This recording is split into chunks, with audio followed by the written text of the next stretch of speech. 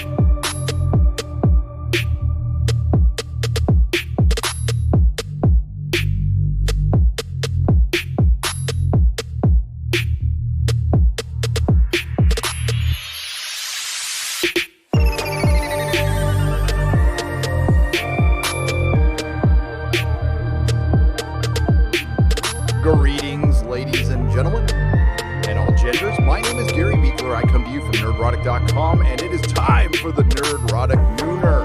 At noonish. It's noonish. It's the best you can expect from me. I hope everyone is doing well as states open up across the country, and the People's Republic of California has decided to move into Phase 3. What does that mean?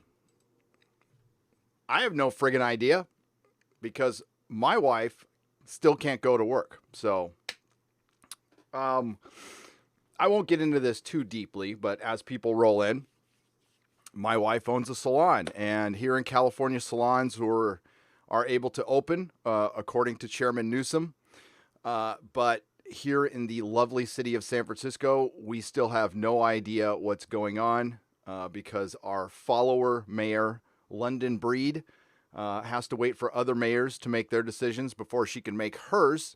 So as we enter into stage 3, we still don't know if we can open our salon, get back to work, feed our kids. I don't know. It seems that the state of California communicates about as well as YouTube does with its creators. So we'll see what happens. I'll let you know on Twitter. I've got a lot more to say about the subject that I will say on a different platform. So let's talk about some pop culture, shall we? Hi, everybody, as everybody rolls in. Let's see who we have here. We have Comrade Care Bear. I was just talking about your comrades. Surly Unicorn and Bone, Kitty McKitten, Eric K. and his wrench, Aaron C. Tom from Midnight's Edge. What's up, brother? We got M. Sheffick1, James Dugan, Matthew Birkland, Siri-ish, Glenn B., Mr. Troll to you. Well, it's good. And it's a troll to everyone. Not just you, everyone. And Nicholas Horton, View from Paris. Are you really in Paris? That's cool. And a bastard. You know, I'm a bastard, too. Actually, I have no idea who my dad is, my real dad. Loquacious Primate, what's up? How's it going? Arisaka, greetings. Paul, what does Paul say? Oh, I just missed it now. Where'd it go? God, this thing's moving too fast for me. Sorry, it says Paul said something. And low spec Linux laptop.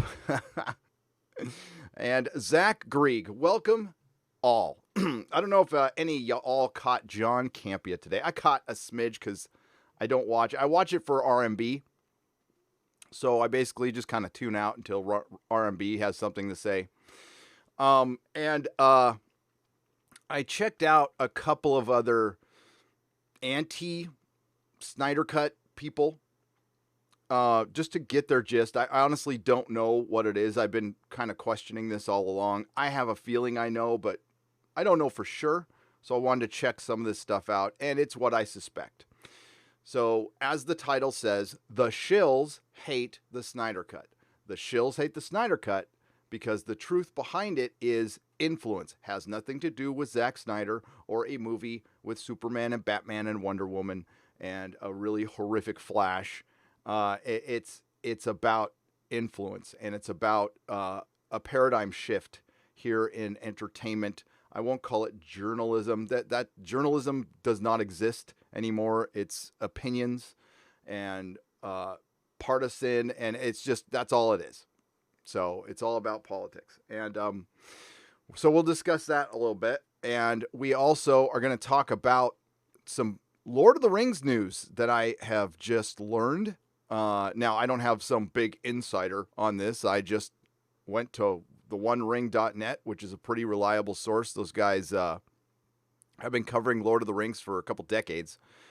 So I check out their live streams from time to time. Did notice something, that I am subscribed to that channel and I hit all on it, and yet their live streams are not popping up in my phone feed. That's curious. And those guys are about as nice as it can get. Oh, I see I messed up on the title there a little bit. Hang on, let me fix that. I put my barrier, I didn't provide a space behind Winds of Winter. So I'm fixing that right now. Oh, I forgot to put my tags in too. I'll probably do that as I chat along here. It's always good to put your tags in, folks. I know I forgot to do something. One-man show here. So we're going to talk about that. We're going to talk about the Access Media as it relates to the whole Captain America BS that went down. And, of course, with Release the Snyder Cut, Doomcock just dropped a Star Wars rumor we can discuss. But we really need to talk about the Lord of the Rings, because it looks like, I'm not going to go as far as to say like it's going to be canceled, but it's in big trouble.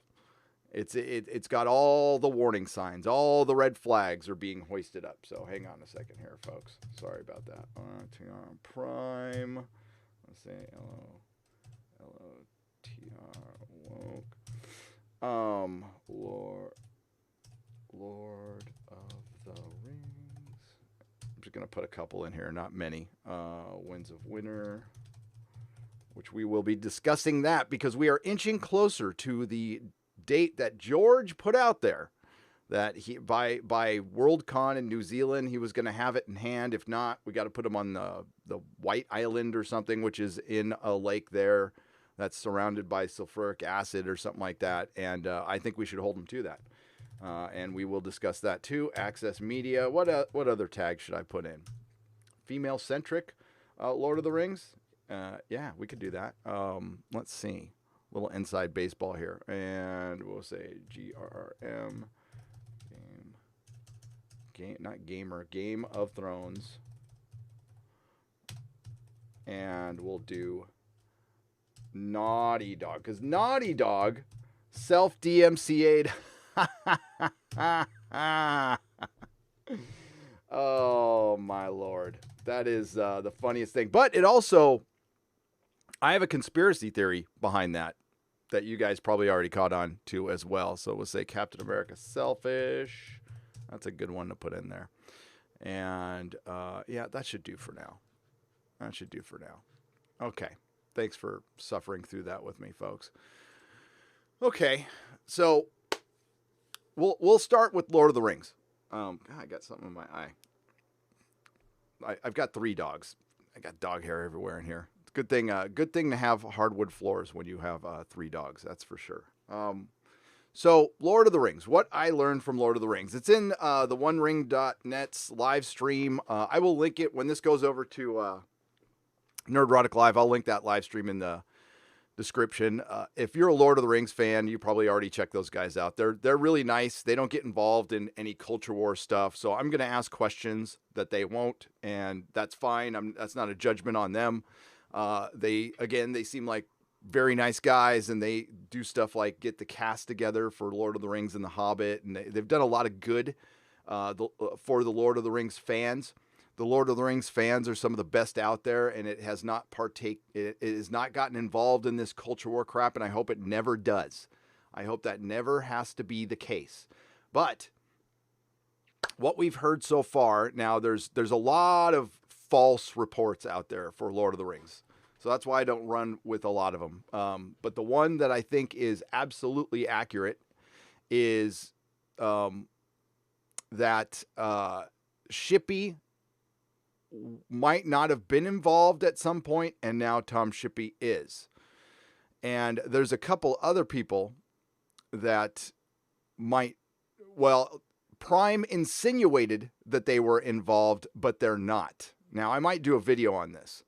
But if you look, you remember that trailer that came out about a year ago, and it showed all the writers and all the people involved, and Tom Shippey was in there, and How is his name? How the production designer? I'm blanking on his name right now. I knew it like 5 minutes ago. The production designer for Lord of the Rings, and I think it's John Howell. And basically, they just brought him on to do a map, but they heavily insinuated that he was involved with the show. Well, he's not. So the production designer from Lord of the Rings, Peter Jackson's Lord of the Rings, is not involved in the show in any way, shape, or form. But they wanted you to think that. And apparently Shippey might not have been that involved with the show from the get-go, but they wanted you to think that. Now, is that a good foot to start on? Lying to your fandom? I know you want to get people excited, but basically just say you're making Lord of the Rings, and that is going to get a lot of people excited. But the state of fandom, the state of entertainment today, you cannot blame anyone at all for thinking, is this going to be a female-centric Lord of the Rings? Is this going to be a woke Lord of the Rings? These are good questions. Now, we see in that trailer what writers they had, but they might not be involved anymore because it has been repeated, whoever's involved or not. It looks like they did get rid of some writers. They're writing or have written season 2, and they're rewriting season 1. Now, what they were filming down there in New Zealand was a test pilot. So it wasn't the pilot we were going to see. It was a test pilot to see if we're going to move ahead with our plan as it is. Now, apparently, the young Aragorn, the young Aragorn storyline has been done away with. And this is what OneRing.net. Now, I don't know if that's what they were going to go for sure, or if it was just a concept. That's fine. They talked about, and again, I don't know if this is plans or if this was just the guys at OneRing.net just musing a little bit, but it sounded good to me.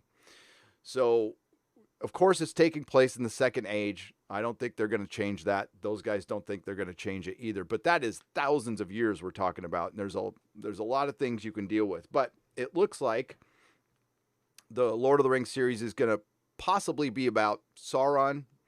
And, Sauron the Deceiver, and it's going to be his accumulating the rings, the 19 rings of power. And we're going to possibly see them getting passed out. They mentioned something about 5 seasons.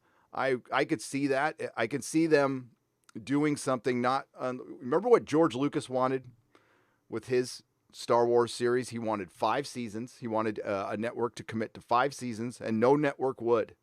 And they had, 50 episodes written, some of them by Ronald D. Moore. And it looks like the Lord of the Rings, or Prime wants the same thing. But they're rewriting season 1 as they are halfway through filming a test pilot that they put the kibosh on because of the thing that shall not be named. Well, New Zealand is opening up now. Avatar is back to work, apparently. Cameron's Avatar, and so is I think Taika Waititi was talking about going down there and starting his project. I don't know if that's Star Wars or not, or no, it's Thor. So I think it's Thor. But he's talking about doing a project down there as well. And apparently New Zealand is offering these waivers so people can go down there and start filming. But Lord of the Rings is not filming. So they are on hold until October. So they're writing They're still doing stuff behind the scenes, but they are not filming anything. So we need to think about this. You have a bunch of actors who are going to be committed to 5 years, and that's not counting the time prior to production, which is going to be a couple more years now. So say everything is on hold in October and, God forbid there's a second wave and New Zealand decides to lock down. I am of the opinion, this is just my opinion, that if second wave comes along, I don't know if everybody's just going to lock down like they did the first time. We'll see. I don't make those decisions. I am just a dummy with an internet connection. But say it's on hold till October, they shut down New Zealand and it's on hold some more. That's what it sounds like to me. It sounds like that they're anticipating that so they can buy some more time. Now, I seem to remember that the original contract with the Tolkien estate was the Lord of the Rings show had to be in production in a certain amount of time or the rights revert back. Now, as it stands right now, I didn't know this until it makes sense, but I didn't know this till I watched the live stream, that Amazon Prime has complete control of Lord of the Rings right now. As far as board games, toys, any kind of licensing, it's Amazon who makes the decisions. So the question has to be asked, if they go forward with this show, are you going to use a completely different aesthetic than the movies? Something that, whether you like The Hobbit or not, they still made money, lots of money. And The Lord of the Rings, it's the greatest trilogy ever made. So we have proven success.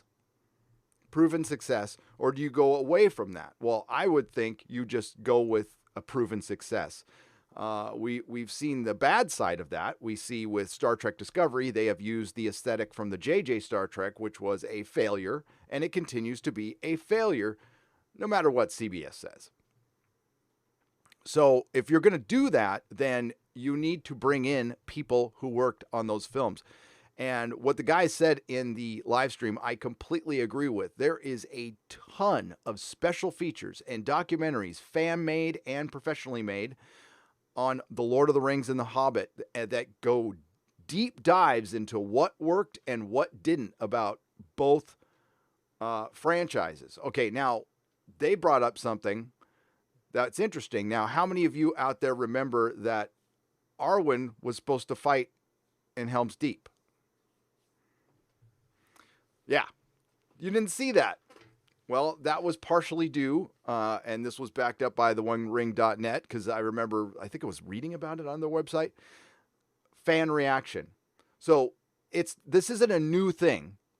Creatives putting stuff out there, possibly leaking it out there to see what the fan reaction is, and possibly changing their mind. DC Comics has done this quite a bit. This has been going on for a long time. So it's not a new thing to try to test the waters to see what the fans think before you make a creative decision.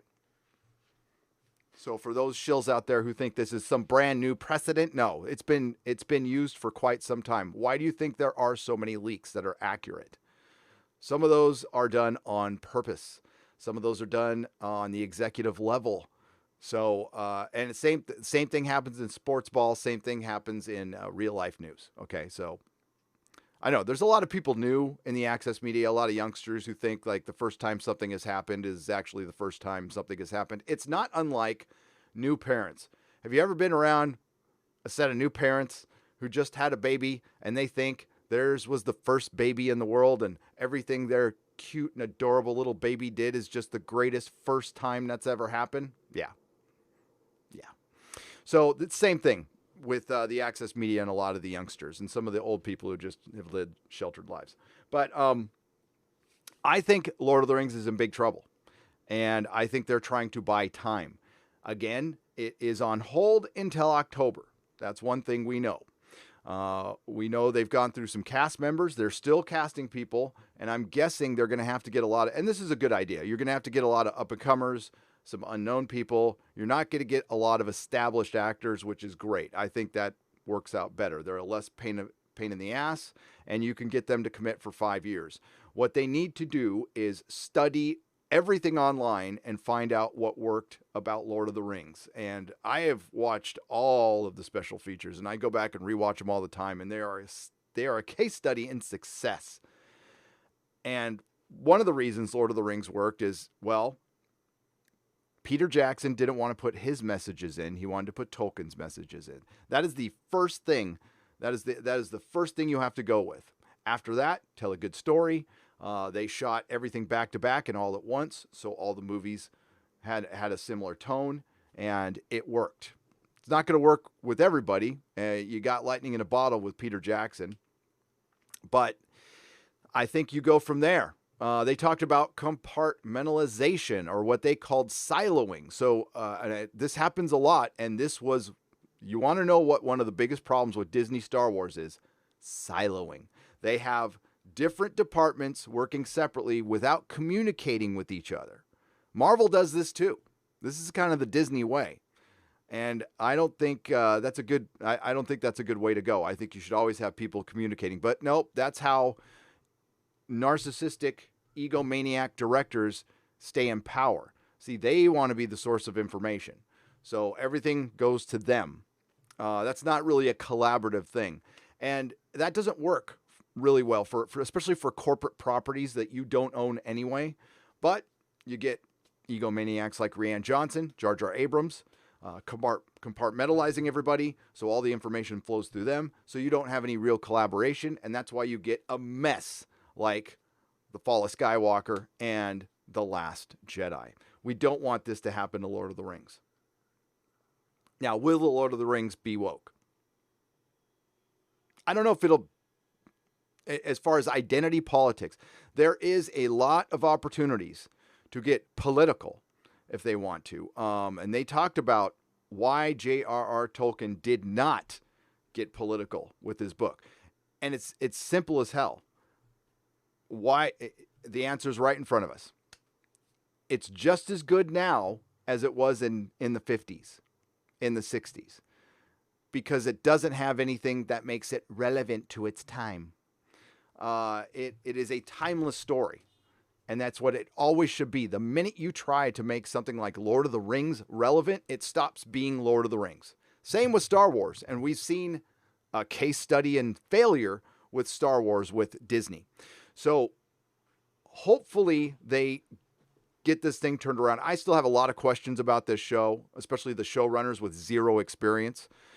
And just by proxy, the relation to so many of these creatives to Bad Robot. Now, this is not Warner Brothers, this is Amazon Prime, but there's a lot of cross-pollination there that worries me a lot. I want this show to be good. I want to cover a good Lord of the Rings show. I will be this show's champion if it's good.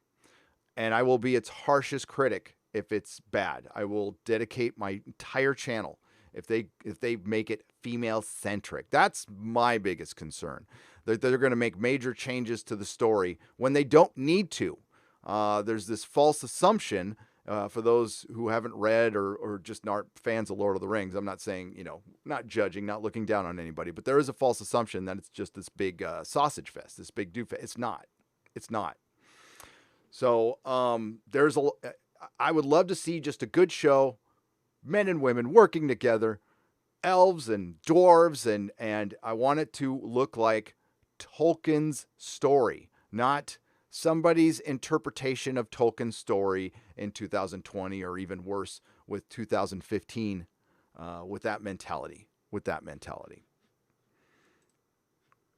That's my concern about this. Now, the cool thing I heard was, and again, we don't know if, take all this with a grain of salt, but these guys are good guys. So that is planned for 5 seasons, and we're going to end with the War of the Ring. So what's in the prologue for Lord of the Rings, that's what they're going to end with. And then you can go right into watching Lord of the Rings. That would be great if they pulled it off. They were also talking about, and this was just them theorizing, this wasn't anything that they heard, talking about building the Grey Havens, and the men of the West show up, the men of Numenor show up. What I heard from what they're filming in this test pilot, it sounds like, at least maybe in the prologue or the credits credits, they're going to show the destruction of Numenor, which would be badass. There's a lot of potential to be great or really, really horrible. And I don't know if this show's going to happen. The only reason if it was any other show, I'd say, man, every red flag I see here sounds like this is, at the very least, a very problematic production. I hate to use that word. But they have so much money sunk into this thing. There's no way it's not going to happen. Jeff Bezos is he the richest guy in the world? I think he is. Amazon's the richest company in the world. I think it is. He's got enough money to make this happen. But I don't know if it's going to be. There's a lot of question of what do fans want? You know what fans want? Fans want good storytelling. A lot of the toxic media loves to get hung up on our criticisms, and they just say we're entitled fans. We don't know what we want until we see it. That's not necessarily true. There might be fans out there who want specific things, but I think people just generally want a good story. When I sat down to watch The Matrix the first time, I didn't know what I wanted. I saw the trailer. I thought it was cool, kind of like the music. Than the look of it, but what The Matrix did was it delivered on what its trailer promised: a good, action-packed story with a lot of cool fighting. That's it. So, I think semantics get argued quite a bit when it comes to the access media forming their narratives towards fandom, and I think that time is over. Twitter is lame, but Twitter always has these so-and-so is over party. Jimmy Fallon is over. Burger King is over. I don't know what. Burger King's not over Twitter. I can't wait for the Twitter is over party. But the access media is over party needs to happen. That one needs to happen. Brian Lewandowski for $2. How do you think the Marine battle will end? Oh, that's a good question. We were talking about the Winds of Winter. Yes, I will talk about that extensively today as much as I can. Because... George R. Martin lives to subvert expectations, but he does it in the way that is, it's correct so far. What George's version of subverting expectations isn't just simply doing the opposite of what you expect with the main character because, I gotcha. No, he sets things up deliberately to have things turn out. Generally, things go sideways a lot, and it feels natural. A lot of what George loves to play with is destiny, and how destiny can, there still is destiny, but it just doesn't happen the way you think. Shit goes sideways because not even the gods can control everything, and there's always some X factor out there screwing something up. So what George does is has somebody build up some grand plan, and then they rely on people that they can't necessarily rely on. And then something happens that's unexpected, and it makes the plans go sideways. But the plan ends up working out in the end. It ends up costing usually the person who made the plan, usually ends up costing them their life. But the Battle of Marine will end with, I think Dany will come. I don't think she's going to come back. I think the Battle of Marine ends with Barristan Selmy dying. I think he's going to die. I think they're setting that up. And it will be like Tyrion, Dario, and Victarion, which will be waiting for the queen to return. And I don't think she's coming right back because she's in the Dothraki Sea.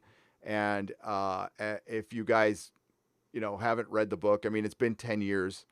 But basically, this is going to be crude, so I apologize in advance. All of Dance of Dragons led up to Dany menstruating at the end. Which is a big deal, though. It's a big deal. Prince that was promised, all that stuff. I certainly think that Dany will end up going Mad Queen at the end. I think that part of Game of Thrones is right. It's just the path that we're going to get there is going to be a lot different.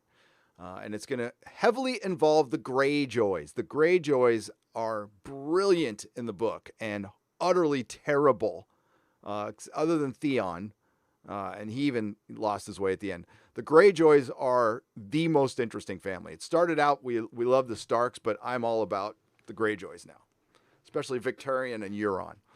So I believe the Battle of Meereen will end with, victory. Of course, Meereen will win because everybody's dying and switching sides. And there's something up with Daario, by the way. Daario is not who he seems to be. Is he a faceless man? I think it's pretty clear that the Daario Naharis that she met in the beginning is different than the one later. I think that's pretty clear. He's a prisoner right now, but I don't think he's going to die. But I think Victarion Greyjoy is going to kill a lot of people. And I think Barristan Selmy will think right at the moment he thinks we're saved, he's going to get killed, unfortunately, which sucks. I love Barristan. But they're just setting it up. And Tyrion is finally going to get to be Tyrion. And that's where the show failed the most. There was a bunch of stuff that they just blew past in the book where it was just Tyrion at his best. So one example is you guys saw that Tyrion became a slave, but how he gets freed is so much different, and it's Tyrion surviving. And think about, this little person, this disfigured little person, surviving, when Ned Stark couldn't, when Robert Baratheon couldn't. That's the cool thing about Tyrion. And they really just screwed up his character so bad towards the end. But as far as Winds of Winter coming out, and we'll get to that a little later. I think we'll get a finished book this year. Now, George had said by the Worldcon in New Zealand, which is in 2 months, he will have a manuscript in hand, something like that. We'll go and look at the original article. There's a lot of ways you could take that. He could finish the book. It still needs to go off to the editor. He has been secluded in a cabin since the lockdown started with no distractions except he's buying a bunch of property and editing wildcard books. So he's distracted. And I've got a message for him later. I do. And it's not nice. It's not nice. We are the problems with season 4 of Game of Thrones. Or what are the problems? I said we. The Kingslayer for $4.99. What are the problems with season 4 of Game of Thrones? They're not much, okay? They were signs of things to come. Now, remember, Kingslayer, I thought pretty much Game of Thrones season 4 was perfect, was absolutely perfect. And then I talked to Mahler, who pointed out some inconsistencies towards the end that really just, it took away from the importance of Tyrion killing his dad on the privy. And it's the fact that they left out Tasha when they didn't need to. Because and we're not talking about a book argument and a show argument, because they did talk about Tasha in series 1. And they just let it go. And all they had to do was sometime in season 3 or 4, have Tyrion sit down talking to Bronn or somebody and giving the story of Tasha and why. Because if you think about it, and this is just, again, this is Mahler ruining stuff, but he does it with kindness. So he pointed out that Tyrion killing his dad on the privy just didn't have the impact that it did in the books, because they left out the Tasha storyline. If it was just about Shae, well, Shae was a lady of the evening. Shae was just being Shae. Tyrion knew that. Was it enough for him to kill his dad? Did it make sense? It lessened the impact for me. It's still a pretty damn good series of television. For me, Game of Thrones went completely downhill in season 7. I was able to look past a lot of the problems with it. Season 5 had a great episode, had a couple of great episodes, but it was, it wasn't their best, but it wasn't terrible. It wasn't terrible. Season 6 had a couple of great battles, but they were starting to lose the plot. I really hate what they did to Rickon and Shaggy Dog. Hated that. And that's when I started. And then season 7 was terrible. It was just terrible. Just everything about it was dumb. And I broke down And I got a lot of clapback for that. But, I mean, just Gendry running back. Okay, so they're surrounded by a bunch of zombies in a lake. So Gendry had to run back to the wall. That took them days to get out to that lake, right? So he ran back to the wall to send a raven to Dany so Dany could get on her dragon and fly back.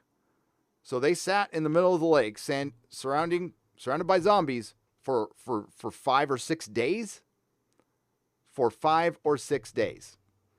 That's dumb. There's about 1,000 other plot lines they could have done. And it just sounded like they filmed the battle scene first, and they're going to write the script later. And I don't know how you even come up with that. I like that is so dumb. So, but the problem with season 4 was leaving out Tasha.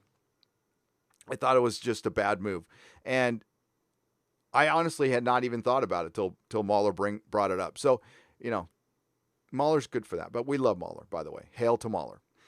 Nicholas Horton for $1.49. Thank you for the phallic unicorn. I appreciate it. Kip Ellis for $1.99 with the thumbs up. Thank you very much. So what's up? Comics Matter with your boy Zach for $2. Do I have to wear a mask to watch this live stream? Yes. Yes, you do, Comics Matter. As a matter of fact, I need to wear a mask to do the live stream. Sorry. My bad. Okay. So this is going to be great now. You're all safe. You're much safer now that I'm wearing a mask that doesn't do any good because I have a beard. But it makes your ears stick out farther. So I look like Mickey Mouse. Hail your boy, Zach. What's up, man? Scottish Nerd for £2. Congrats on 25,000 subs on Nerdrotic Live, Mr. Gary. Well, thank you, Scottish Nerd. I appreciate it. I know there's a lot of people who don't agree with my assessment on Game of Thrones, the TV show. I still get clapback for season. God, did I forget what season number it is? Season 8. Yeah, season 8. But I think I've gone over that pretty well. I've done multiple videos, multiple live streams stating my point of view on that one. Game of Thrones season 8 was the worst season of television for a once great TV show. The biggest collapse of a television show of all time that permanently damaged the brand. But the one thing that can help it,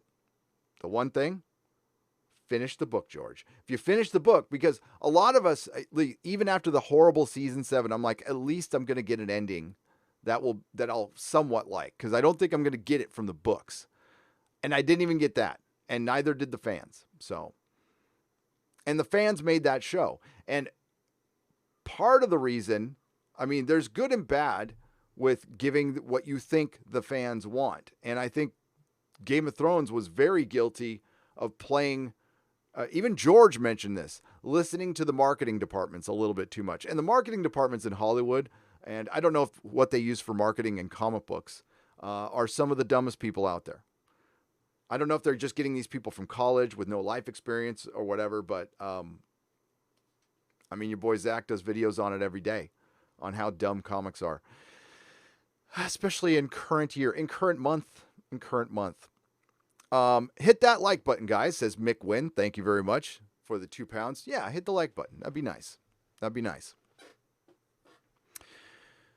So, I checked to see if there was any real comic news. I have been watching the live streams, and it just seems like we're kind of waiting and seeing, and it looks like we're just going to go back to the same way it was before.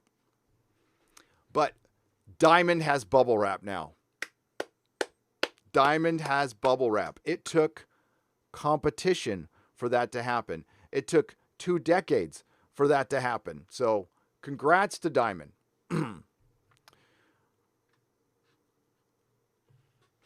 When I hear the intro music, I get the same buzz from that I used to get from listening to the Call of Cthulhu waiting for Metallica to hit the stage. Wow, dude, Alex, the collector, thank you for £4.99. I've seen Metallica a lot. Wow, that's high praise. I don't know what to say about that. I'm just an idiot with a microphone. Thank you. Yes, HBO Max launched today. So I got a question answered. I went in and signed in to my HBO Now, and it said, do you want to go to HBO Max? Do you want to stay as a subscriber to HBO Now, or do you want to get the whole thing? So I clicked get the whole thing, and the price didn't change or anything, and I just got the whole thing. So I think that's pretty smart. We're not going to have all these different HBO Maxes and Cinemax Go. It's all going to be HBO Max, which is cool. I saw that all the Harry Potter movies were available. I saw there's some, I think there's some Zack Snyder stuff on there. I watched a little bit of Batman versus Superman this morning. My opinion on it hasn't changed, but I think it's going to be interesting. The most interesting thing, let me read the super chat first, and then we'll get into that. Butter Biscuit 92 for $5 was enjoying Whose Line Is It Anyway on HBO Max. Then see Doomcock's video. The cringe is real. So glad it doesn't bother me. The Force is female, and we will discuss that in a minute. We will. So HBO Max is up. Released this now. I heard Ryan Cannell say that Justice League might be broken down into a television show. Is that right? That's interesting. They're going to put over $30 million into this. It's got the Access Media reeling, and it's got some YouTubers reeling who are coming out against release the Snyder Cut, which is just the dumbest thing to ever be against. You can hate the movie, but to be against a hashtag movement is retarded. So it's not even close to being genuine. So the only thing I can think of, I'm like, what is your motivation other than you were proven wrong and you can't just go, damn, thing was real. I didn't think it was real. Pff, shit. Oh, well, I mean, like, who cares? And like, if, I don't know, I think it'd be really tough to be on the internet without being willing to admit a mistake. And it doesn't really matter. Nobody cares that much anyway, right? That you made a mistake, unless you dig in your heels and stick with it. So the rationalization is funny. So the live stream today on Campia is Snyder's Justice League a marketing ploy for Reeves' Batman? I don't know how you pull that out of your ass, but bravo. In Alcoholics Anonymous, I see some of the best rationalizing ever. Okay. Nobody can rationalize better than a drug addict, period. They can rationalize robbing their mom of $50 so they can get high. There's nothing better than that, but that comes close, man. That comes real close. Okay. It's not a marketing ploy for Matt Reeves' skinny Batman. It is a marketing ploy to launch a streaming service that was genius, and they decided to do what the fans want. Now, if there was no streaming service, would there have been a Snyder Cut released? No. Hell no. It existed, though. It still existed. Now, if you want to argue semantics, like it still needed some effect shots, okay, so it wasn't a completed Snyder Cut, but it existed. So for the people who said it didn't exist, you were wrong. You were wrong. And the people who said it did exist, including the actors and Zack Snyder himself, they were right. Take your L, move along. The Access Media's reaction to this is the best. We have a Vanity Fair article that came out a few days ago that asks, is releasing the Snyder Cut of Justice League a victory for toxic fandoms?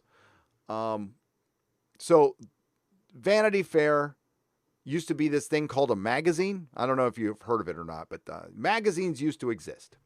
They used to be like the internet before the internet. Then the magazines didn't adapt. They wanted to charge you for their hack articles, and nobody wanted to buy them because they can get them for free on the internet.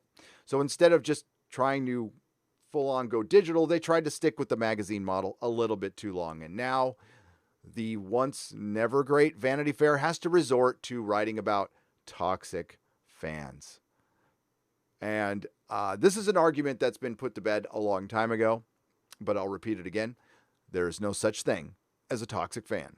There is a fan And if you're going to come out and constantly make the accusation of toxic, show some receipts. And on top of that, do not show me receipts of dude with an anime avatar with 3 followers, because I don't know if that's the other side trying to make, oh, and don't act like that doesn't happen. It happens all the time. So I'll take somebody's first and last name or first name with a picture of themselves on their established account and show me the death threats, please. Because, maybe they exist, but I'm guessing, my guess is that there might have been a threat. There might have been, a stupid statement that might have been exaggerated into a threat. That's my guess. I get as much, your boy Zach, if he's still here or not, he gets as much, if not more shit than anybody at Vanity Fair. Jeremy gets as much, if not more shit than anybody at Vanity Fair. I don't recall, Jeremy might have kept it to himself. I don't recall hearing Jeremy getting a death threat. He might have. Maybe your boy Zach has. I know people have wanted to commit violence against Zach publicly. It was made public, and these were creatives. Somebody, I used to get, partially because I joked about it, but I used to get a comment saying, "You have the kind of face I would like to punch." I used to get, is that a death threat? Is that a threat of violence? Or is it just the internet? There is no such thing as toxic fandom. But that's projection. That's what the media thinks of you. That's the Access media has made no secret now that they hate you. And they're angry because they're losing you. And they don't understand why, even though they write articles like this. And I love there's an ad for Memorial Day sale, which is over right after this. So let's see the juxtaposition here, shall we? Is that the right one? Yeah, that's the right one.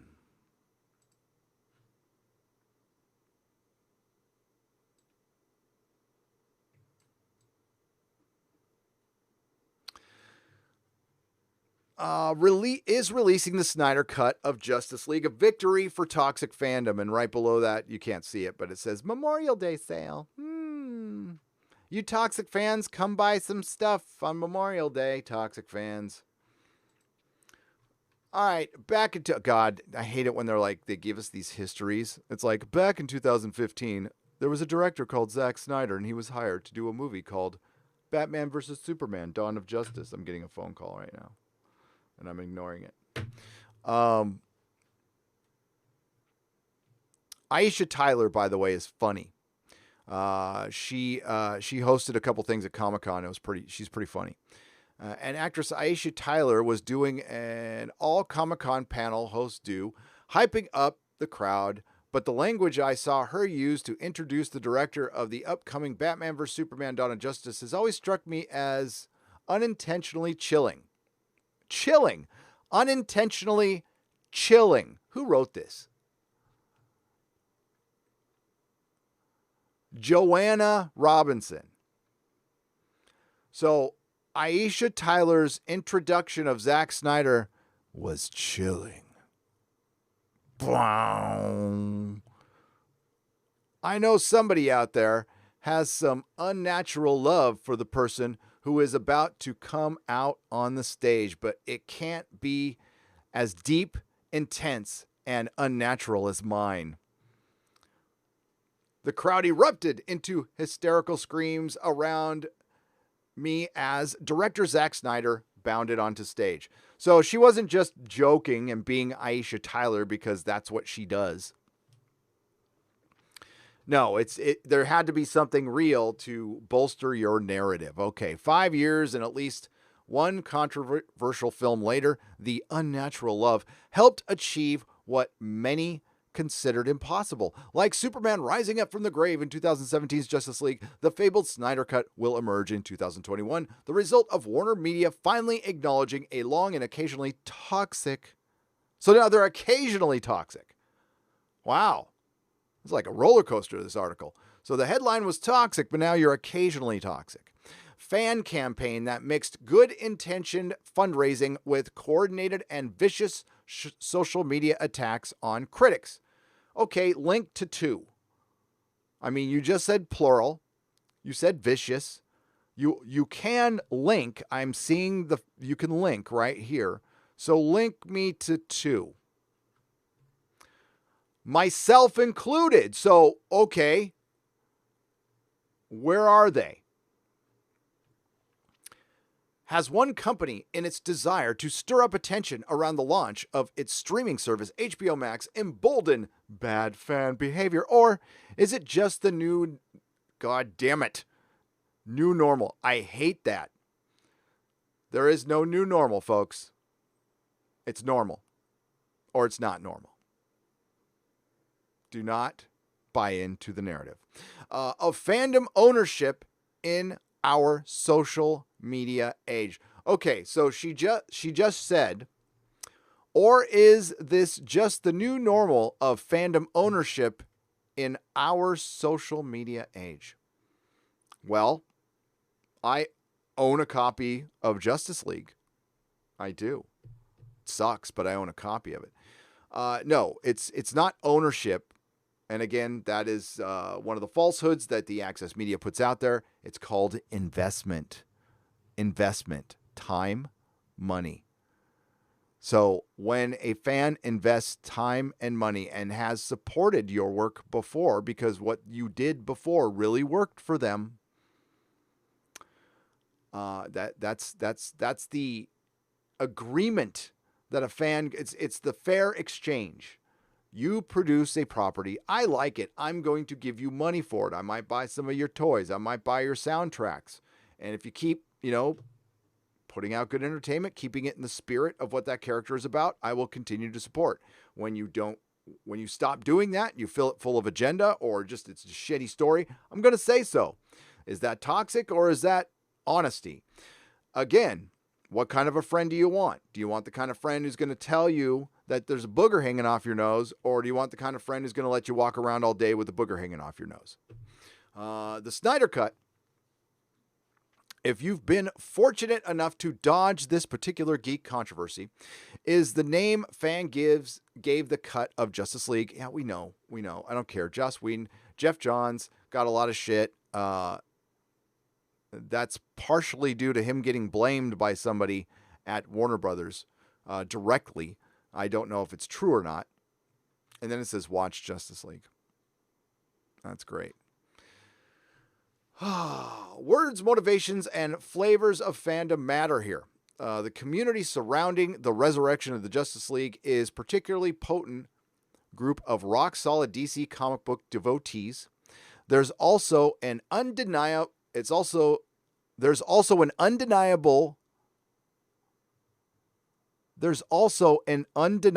the cult of personality surrounding Snyder. Okay, took me, all right, that's how she wrote it.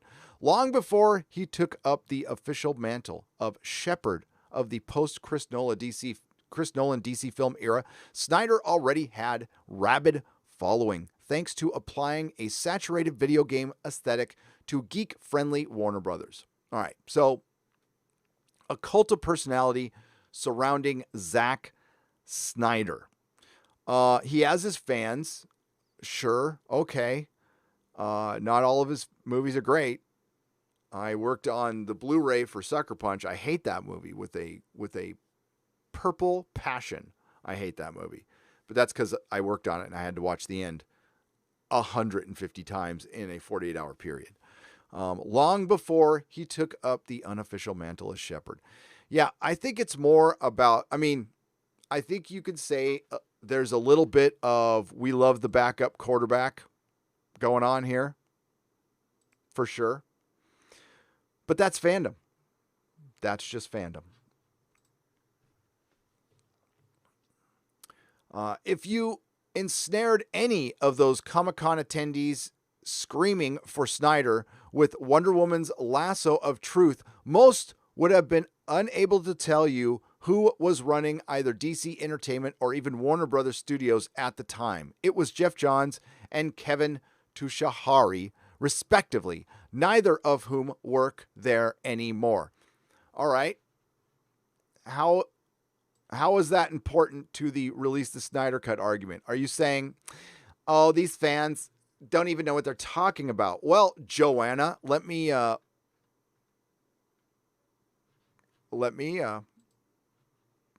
clap back at you a little bit. How many comic books have you read? Let's go to your nerd cred, Joanna.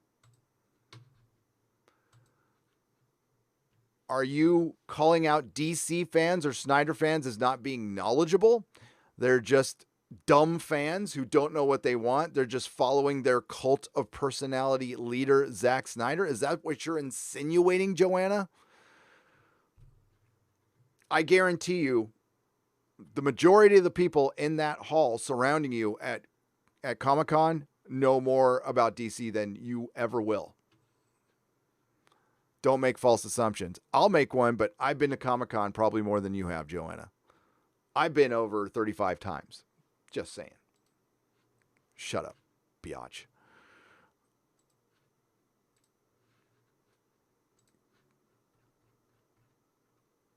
So this is just a little personal hit piece, by the way. And spoilers, this is about loss of influence. They are seeing that the fans have power now, and they can't stand it because their entire, I will say, Joanna's identity, I don't want to get in her head, but I'm guessing this job at Vanity Fair is really important to her. And because she writes about pop culture, she sees herself as an aficionado because a giant corporation gave her a job talking about pop culture. Now, does Joanne read comic books? Does she go to her local comic book store and pick up her reads once every Wednesday when she can? Or is she just an upjumped film critic or an upjumped blogger working for Vanity Fair making, $15,000 a year or something like that? Who knows? Who knows? Anything more than that will be overpaid, in my opinion.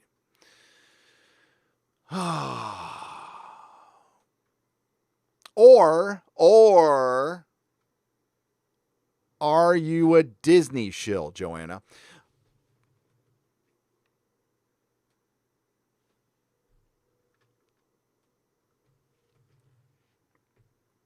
Kevin Tushahari, by the way, was Me Too'd out of the building by J.J. Abrams' wife, who stated, I'm paraphrasing, that he would not take the job, or that's what was rumored, that J.J. would not take the job at Warner Brothers until Kevin was gone.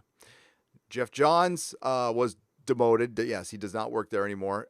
Honestly, my opinion on Jeff Johns is he's a really, really good comic book writer, and I think he should stick with that. I don't know if he's cut out for Hollywood. Neither of whom work there anymore. After the 2013 premiere of Man of Steel, it appeared to fans that Snyder and his wife and producing partner Deborah Snyder had their hands on the steering wheel of all things Justice League, which was DC's answer to Marvel's Avengers. The truth was always messier than that. Nolan's team was reportedly still involved after The Dark Knight Rises and heavily influenced Snyder's Man of Steel when Ben Affleck, fresh off the Oscars win, signed a multi-year deal to play Batman in 2013. The actor negotiated the Oscar-winning Argo screenwriter Chris Terrio to be brought on to rewrite Batman vs. Superman. Okay, I can confirm, beyond the shadow of a doubt, that Zack Snyder was not allowed to use a lot of his people on Man of Steel. And it was Chris Nolan's influence. It was a heavily Chris Nolan influenced film, and Zack Snyder had to bring in Chris Nolan approved people. I will state again, one of my wife's friends works with Zack Snyder. But the truth never got in the way of a good story. And Snyder was the face of the franchise in much the same way Kevin Feige is the face of the Marvel Comics universe. Snyder, however, was never actually in charge of the studio. Still, fandom campaigns often stem from an idea of ownership, the notion that the viewers know best how a story should be told. This particular fandom, for better or for worse, had decided Zack Snyder and only Zack Snyder should be the one to tell the story of the Justice League. After all, it's hashtag release the Snyder Cut, not hashtag release the director's cut. Well, that is a big assumption right there. Now, Snyder has his fans. I have most certainly listened to Uche's arguments from Geeks and Gamers, and he's got his Uche Inari. Sorry if I messed up your last name, Uche. And I've heard Lethal Lightning's arguments and Ryan's arguments, and they are Zack Snyder's fans. They like those movies. They wanted to see Zack's vision played out. It wasn't executed well. I'll be honest with you. There's moments I like in those movies, but it wasn't executed very well. Ben Affleck's a great Batman, though. Henry Cavill's a great Superman. Gal Gadot is a great Wonder Woman. Ezra Miller is a terrible Flash, an awful. I can't tell you how bad he is. He's not a good actor, and he's not a good Flash. And Jesse Eisenberg was a joke as Lex Luthor, and that did bring both those movies down for me. Yet I still own them. I would say, to me, the much more interesting cut that I think might be light years better would be the Ayer cut for Suicide Squad. Now, we didn't see Zack's vision for anything after Batman vs. Superman. The studio and every Snyder fan is hyper aware of the studio's involvement after Batman vs. Superman and all the meddling that went into Batman vs. Superman. And so we didn't see his vision. But I don't know if everybody assumed he had the same power as Kevin Feige. I never did. The biggest complaint I've heard from Zack Snyder fans is Warner Brothers kept changing the plan. You know, it's funny how Warner Brothers' actions in the films reflect their actions in the comic books. They just don't know what to do with their characters. It's like they have this inferiority complex to Marvel. This constant inferiority complex to Marvel and Disney. Warner Brothers, you could be bigger. You're better. You're older. You have just as much characters. Your cartoon characters are better. You own Harry Potter. You own a Game of Thrones. You could crush Disney right now. You can make rated R films. You can make rated R superhero films. Warner Brothers should wipe the floor. I mean, they should destroy Disney right now. Marvel is on their way out. They had a good run. People want something a little different. They still want superhero stuff, but they want something a little bit different. And if Marvel's going to go down give us a Black Widow movie in the Eternals instead of, fast-tracking Sam Raimi's Doctor Strange, which is the one movie everybody wants, let them do that and take advantage of it. But what are we getting? A prequel Batman? A prequel Batman. That doesn't excite me. We'll see how Wonder Woman turns out. But there's an opportunity here. Unfortunately, Jar Jar Abrams is coming. So you're not going to get... They don't stick with the plan. They make knee-jerk emotional decisions with their characters. And believe me, this goes back to DC. I mean, look at Rebirth. The best example is Rebirth was working.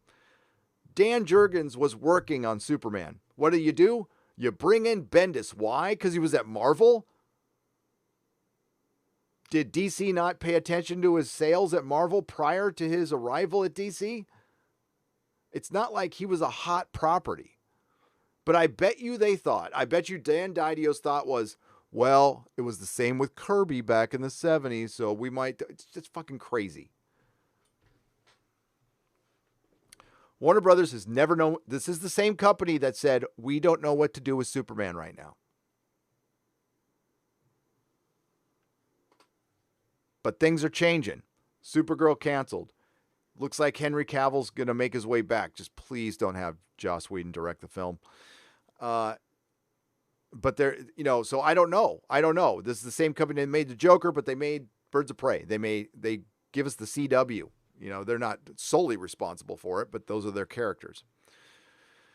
And as far as the fans are concerned, this is all about influence. Now, I don't turn on my camera. I don't wake up in the morning going, God, I cannot wait to influence people. I'm an influencer now, and I'm just going to pick things that I can influence people about, I feel so important. No. Fuck no. I'm sure there's people out there who think that way, but no. And as far as fans knowing what they want, yeah, we do. We know what we want. We've been reading these comic books for decades. We've been watching these shows for decades. We kind of know what we want. We want something that captures the spirit of the character in the source material. We want respect because we're paying you money. I know, alt-right dog whistles. The Fast and the Furious films, one of the most wildly profitable franchises in the world, make ample use of fan reaction in crafting their stories. These are completely different things, though. See, and this is where the access media shows their true colors. They want to conflate or compare the Fast and the Furious to DC. The Fast and the Furious is a human cartoon. And the fact that we're at, I don't even know what we're at. I stopped watching at 4. They're fun movies and they're great, but they're a human cartoon. They're more comparable to the Transformers, stuff like that, not DC. But here's the rub. A lot of producers, a lot of creatives think that way about DC. If you took, say, I don't know, the same approach towards DC as Peter Jackson took towards Lord of the Rings, you would have the most profitable franchise in the world. If you took your characters seriously. Now, not even Zack Snyder did that. Sorry. He had his vision. He made some good casting choices. But he didn't take the characters seriously. Sam Raimi, Spider-Man 2, great example of that. Richard Donner, first Superman. And the second one, which he wasn't allowed to finish. You want to talk about okay. By the way, fans have won all the time if the access media wants to look at it, but people want to make money. We got a Donner cut after years and years, and there's not even finished footage. And it's one of the best superhero movies ever made. If you haven't seen the Donner cut, see the damn Donner cut. Restored John Williams soundtrack, everything. It's great. And of course, there's Firefly out there. So yeah, this stuff happens all the fracking time. So calm down, access media. I mean, actually keep writing these articles because it hastens your demise. The access media is only good for this now. All they do is talk about us. They don't give us news anymore. There's no scoops. You want to know why? Because we're getting better scoops than they are. That's why they are absolutely freaking out. And we don't have to live by some false set of rules. I can talk about a rumor whenever the hell I want. I'll go, hey, this is a rumor. And you want to know why? Because I don't take myself that seriously. I don't think I'm that influential. Those assholes over there, they think they actually are that influential. So it might be dangerous if we run with this rumor because I am so important. When I say something, people will take it as gospel. Please.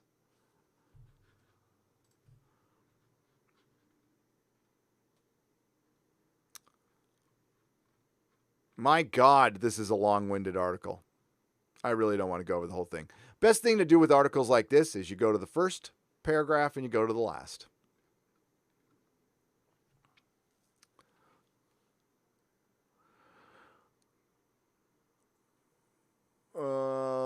I don't know if I want to do the last three.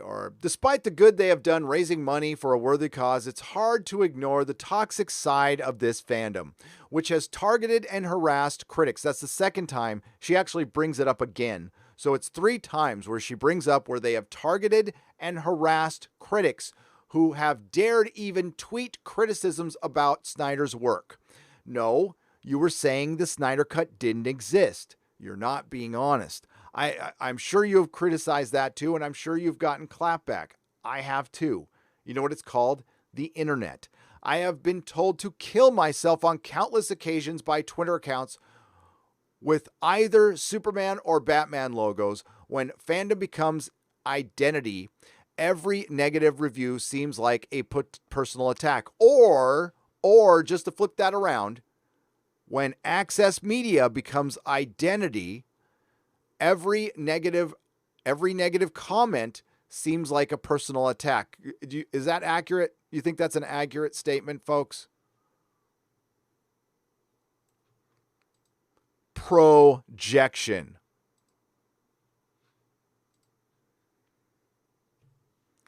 And not only giving over to the fans by using their language, hashtag release the Snyder Cut, it's an official announcement. HBO Max has given, there it is again, legitimacy. Isn't it weird how two outlets like Collider and Vanity Fair can come up with the same language? To all actions of this fandom, not very heroic of them. Fuck you.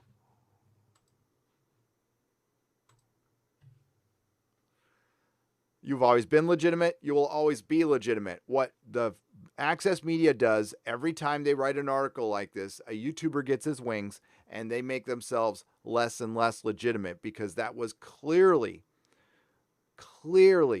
whinging about her little ego got bruised because she lost some influence to some of those pleb toxic fans who she's supposed to be writing for. Those pleb toxic fans are supposed to click on the Memorial Day ad for this article.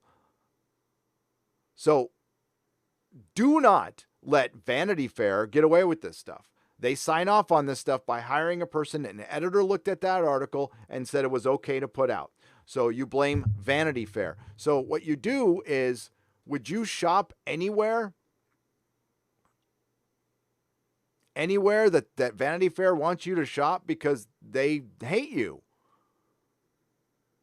I'm not telling advertisers can do whatever the hell they want, but I'm not going to back up anything from Vanity Fair or CBR. That's a personal decision. That's my personal. It's very easy. I will click on a Bounding Into Comics ad instead, or I will, find something on my own like I usually do. Fuck this shit. I'm tired of this shit. Access media, your time has come. It's over, and it's getting sad. It's getting very, very sad, and it is just beginning, folks. So we are in the early stages of the comic book crisis, Hollywood's crisis, and the access media crisis, which I haven't talked about a lot, but I have often said that the number one culprit in all of this fandom kerfuffling that's been going on between the access media and the fans and the big corporations is the access media. The access media, they're the gaslighters.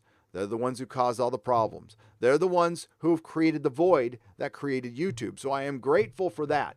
But there's people out there like Richie Johnston who like to attack individuals. Use his platform to attack individuals like Ethan Van Sciver, like your boy Zach, and others. We had a TV show target Zach, edit the Jim Jeffries. His show's not around anymore, but Zach is, so that should tell you something. Interviewed Zach, edited the interview, dishonestly, of course, to make Zach sound like what they wanted him to sound like. And it wasn't fair. And fortunately, Zach was there recording, and he did a video response to it, and it didn't really play out very well, and it didn't work out for Comedy Central and Jim Jeffers. Again, Zach's still around. Where's he? I know he tried to come out anti-PC lately. Yeah, nice try, dude. Get fucked. And they're constantly doing this. Like, I actually thought for a minute that maybe the toxic fan articles would stop. But that's all they have to write about. So, as I said, the crises have just begun. With the comic shops, we're not going to know until December. After just in January, late December, January, you're going to see comic shops closing again. It sucks, but it's true. December, January, you're going to start seeing access media outlets fold. Can't come soon enough. I will dance and piss on their grave. I will not be sorry when they're gone. Their existence, they've outlived their existence, their usefulness. and I'm sick of shit. And like, that's not the only article. You know, I read on my last Nooner, the Collider one, which sounded almost exactly like this one. So let's get to you guys a little bit. Then we're going to talk a little more wins a winner and stuff. But, and yeah, I was asked, when we get some big comic book news, I will never leave that behind. I could only focus on so much at so many times, but I will do a live stream where we go over some comic stuff.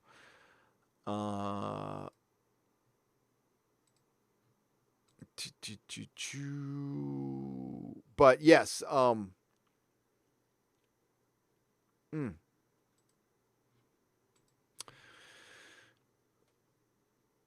it sucks that I have to leave the state. It really does. I know I talk about it a lot, but it's because I'm working it out in my head. You're seeing it play out. This is not a decision I come to lightly, but I never thought in my lifetime that I would see what I'm seeing right now. And it should bother everyone. And unfortunately, with this situation, things have gone on party lines, and that's fine, but it's not really. It's not really. And when my kids' lives are affected by a decision by a mayor who's decided to take opening back up and treat it like a bill in Congress and decide to fill it with some pork, and that's exactly what's going on, folks. The salons can't open up until San Francisco finds housing for 15% of the homeless. I don't know why it's 15%, not 50%, but somehow that got connected to reopening businesses. So, yeah, that's what's on my mind this morning. I'm freaking pissed about it. I'm furious about it. And I'm trying not to be. But, all right. So, I checked out HBO Max. We'll get back to pop culture. Sorry. And the platform is already better than Disney Plus. I'll tell you that right now. I would much rather have HBO Max than Disney Plus. As a matter of fact, I unsubbed from Disney Plus. There's nothing there for me. I'm not the biggest Disney fan, but if we can take a look at their menu, it is already shitloads better.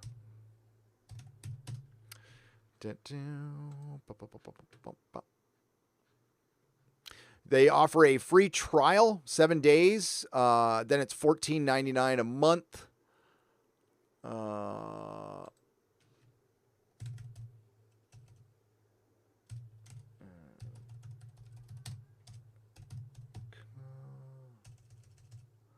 Give me just a second here. Then I'll pull that up.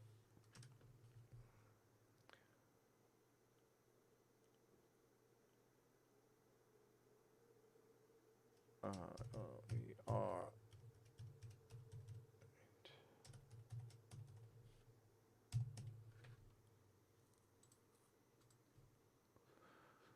Oh, heck.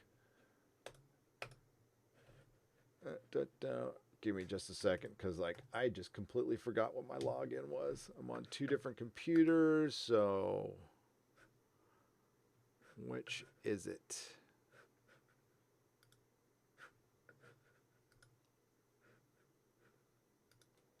Oh, that's why. All right. That's why.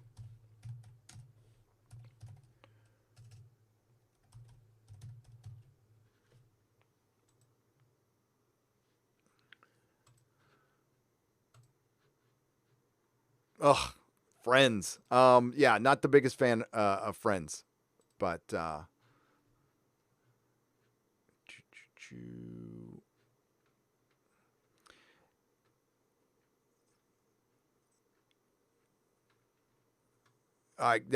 Watchmen being on there is bad. Not my favorite, but look, you got all that. You could watch The Joker right now. You can watch It.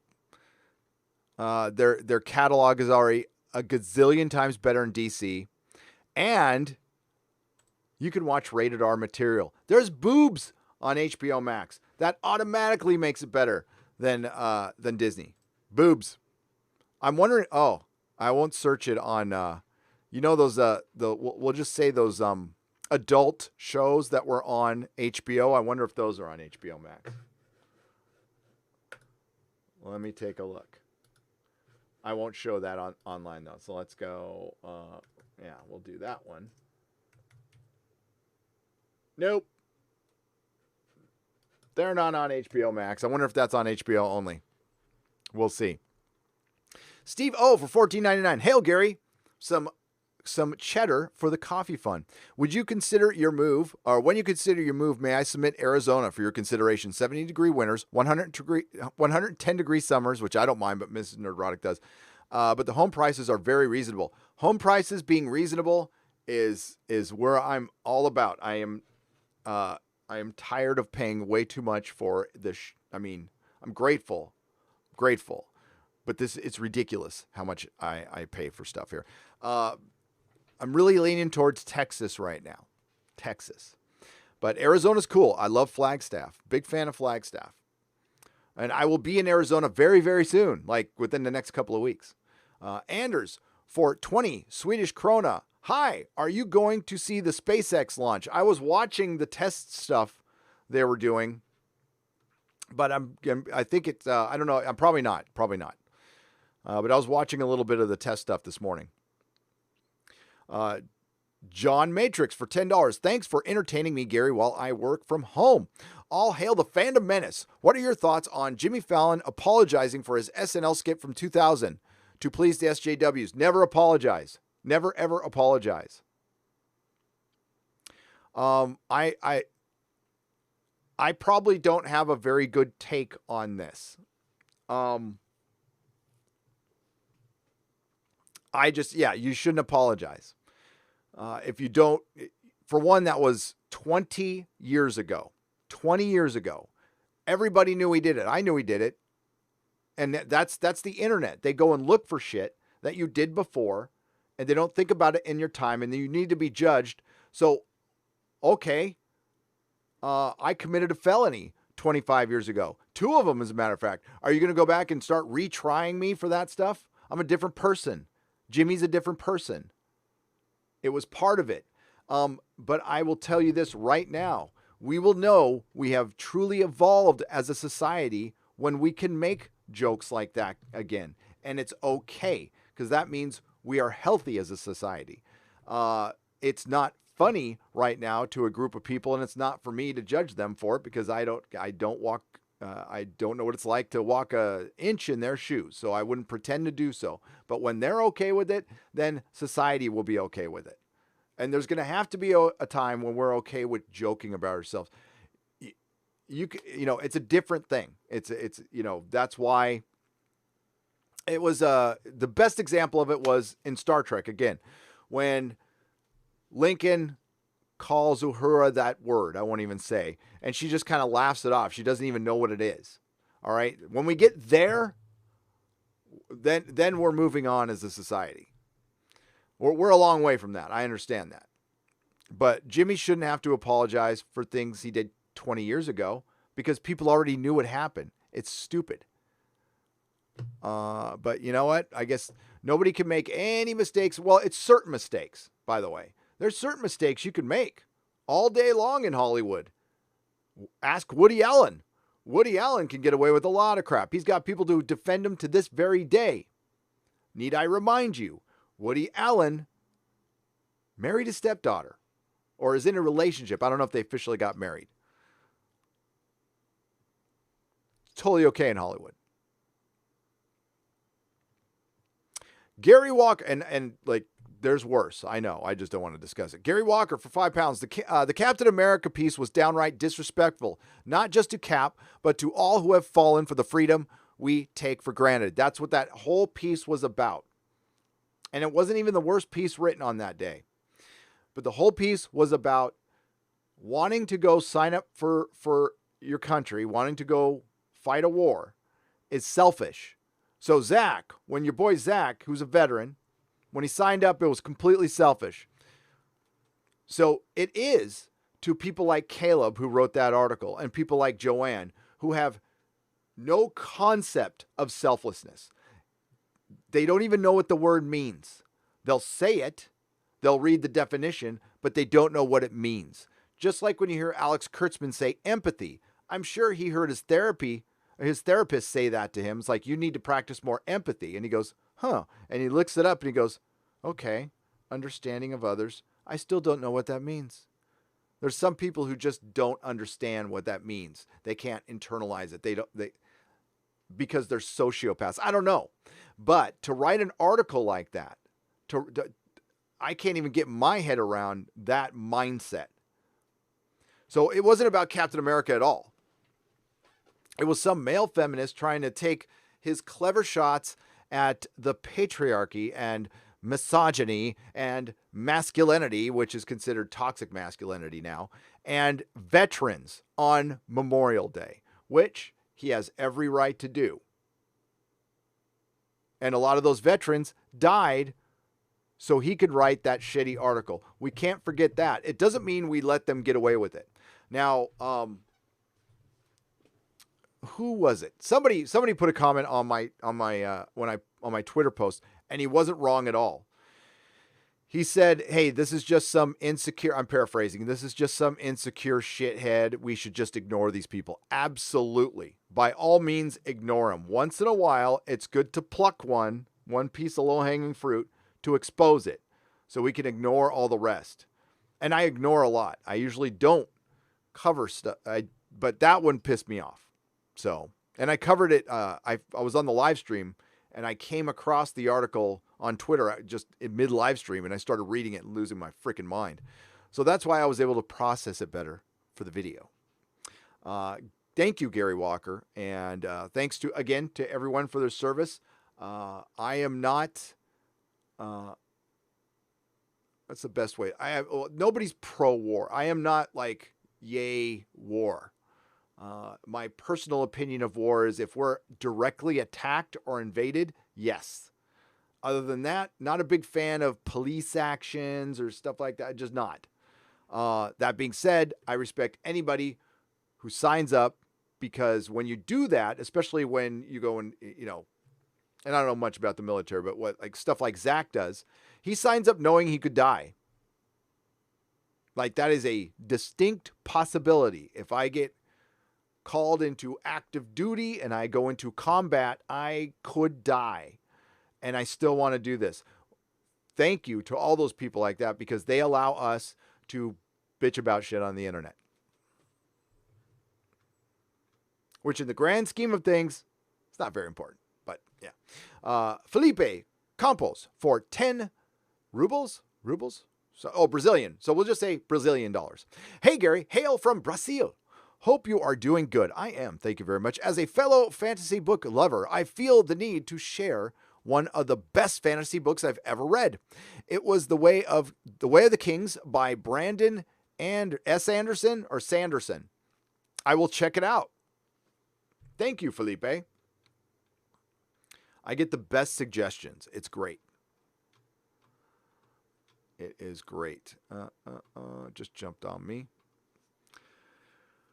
Okay, so I'm working on a Lord of the Rings video. I don't know how much traction it's going to get, but I'm going to be covering Lord of the Rings extensively on this channel.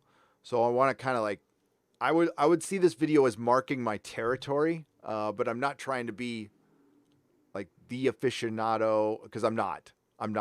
I would say my Lord of the on a scale of 1 to 10, my Lord of the Rings knowledge is like a 6.5, not like the OneRing.net for sure. But I definitely want to cover the series more and cover more Lord of the Rings stuff, cover more Song of Ice and Fire stuff. That's my plan, along with the comics and everything else.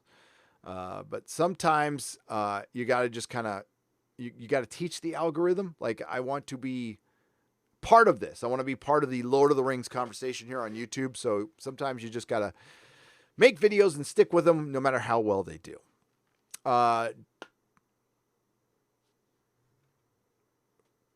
Juan Suros for $2. Thanks for releasing the Zikri cut. F. Spanos. Oh, hell yeah. F. Dean Spanos.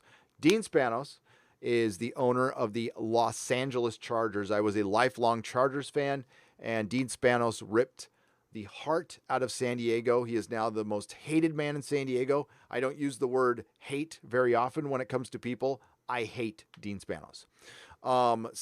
Caesar Souza, thank you. And yes, the Mark Zicree interview. Mark Zicree, who created Space Command and worked on Star Trek, and he wrote like cartoons like The Real Ghostbusters. Great guy. He is a nerd, and he's one of the good people in Hollywood.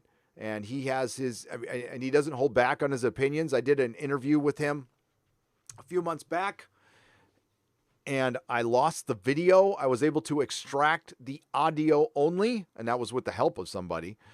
And it's up on Nerdrotic Live. Caesar Souza for $4.99. Gary, is there any chance the success of HBO Max and them listening to fans will finally convince Disney to do the same and fire Kathleen Kennedy?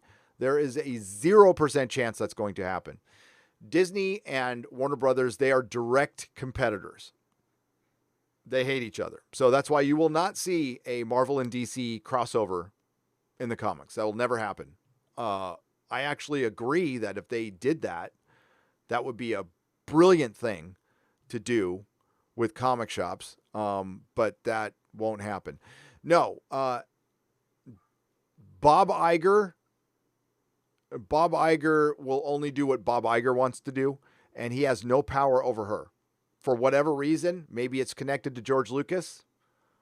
I mean, we really don't know. We make a lot of assumptions that George Lucas is unhappy with what Kathleen Kennedy has done. She certainly eviscerated his beloved universe and Luke Skywalker, but I don't know. Maybe he's down with her. I'm not there.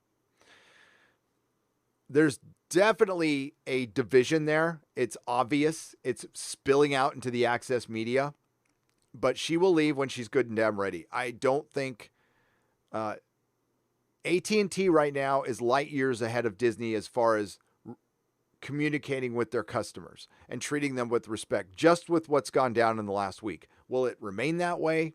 I don't know. But right now, AT&T is looking good, and they are smart because they had material right there in front of them. They had this Justice League cut because nobody's making any TV shows. They launched a streaming service. They needed to launch it with something. So screw it. Let's give the fans what they want. Let's make everybody happy. We can make some cheddar, get some subscribers, and get a bunch of free press. No, I don't care. I don't care what their motivations are. They did it. Of course, they wanted to make money. That should be their primary motivation all the time as a company. Just like comic books should always want to make money.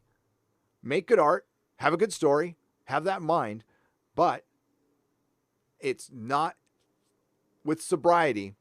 When I wake up every morning, the first thing I have to think about before my wife, before my kids, before my dogs, before my mortgage, before this channel, before anything is I got to make sure I do not pick up a drink or do any drugs. I have to be sober because none of that shit happens unless I'm sober. So that is the highest priority in my life, period.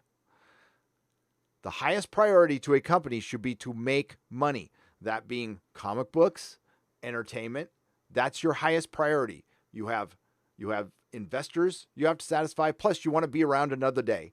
And nothing happens unless they want to make money. A lot of corporations, and comics in particular, have lost their way. They started waking up in the morning going, we want to change the world. We want to influence people. And they forgot that they're a company that needs to make money.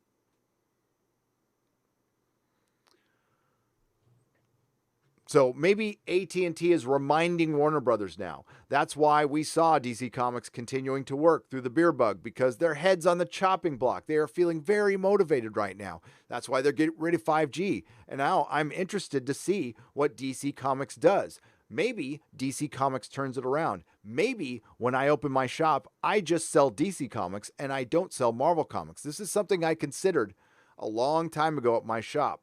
It was the other way around. But when the new 52 came out, I was so pissed. I was like, maybe I'll just be a Marvel store. I seriously thought about it. I thought better later, but it's something that crossed my mind. So we'll see how things play out. As it stands, for my shop, when I wake up in the morning, I got to be sober, and I want my shop to make money. And everything else, comes after that. And it should be the same for them.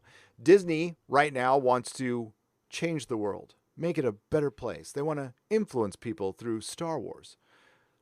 But we did hear the Karens were delayed. The Jedi Karens have been delayed. Now, I think that's because of the beer bug.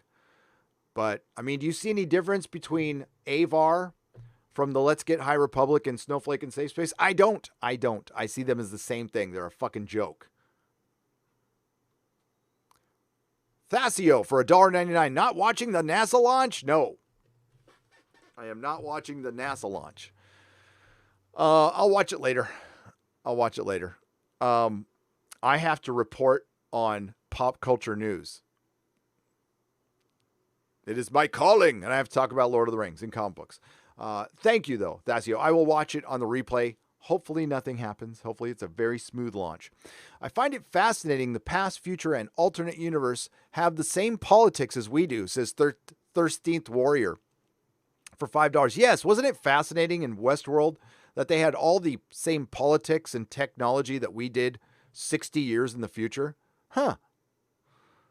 Kent Barnes for $10. Great opening day. You hit every key point. I will be glad if they pause to get it right. There are a lot of good stories in the second age of Middle Earth. They can make multiple, and you know this, Kent, they can make multiple series. So I am okay with them waiting to get it right. Please get it right. But yeah, they are currently, I think what I'm getting out of this is production's going to be delayed till 2021. I think they're going to push it back to 2021. And I think they push it to October to use the excuse that the second round of beer bugs might close things down. Again, I don't know how easy it is going to be to shut everything down again, considering what's happened, but we'll see. I don't think our economy could take it. I'll be real with you. Morgan for $10. As worrying as political I got to work out. Okay. Multiculti. What is it? Multiculti. As worrying as political, multiculti, and woke BS is multicultural. I got you. Worry about Lord of the Rings nihilism. Amazon loves stories where there are no heroes. Everyone is hateful and nothing matters. And Lord of the Rings was never, and I will add to this, ever nihilist. Yeah, no postmodernism, no nihilism, no dystopian Middle Earth, no fucking identity politics, none of that shit. It does not belong in Lord of the Rings. If you can't make it like Tolkien originally, with his original vision, then don't make it. Then just flat out don't make it. Then you'll be wasting your $500 million. Because it would really suck to alienate half your fandom when you have committed to 5 seasons of a television show. That would even hurt Amazon. So I would love to believe, Morrigan, that the reason they went back to the drawing board is their initial set of writers, because they can't help themselves. They just can't help themselves. They had to write some current year shit in there, and they went, no. We're redoing this whole thing. We're going to make Lord of the Rings.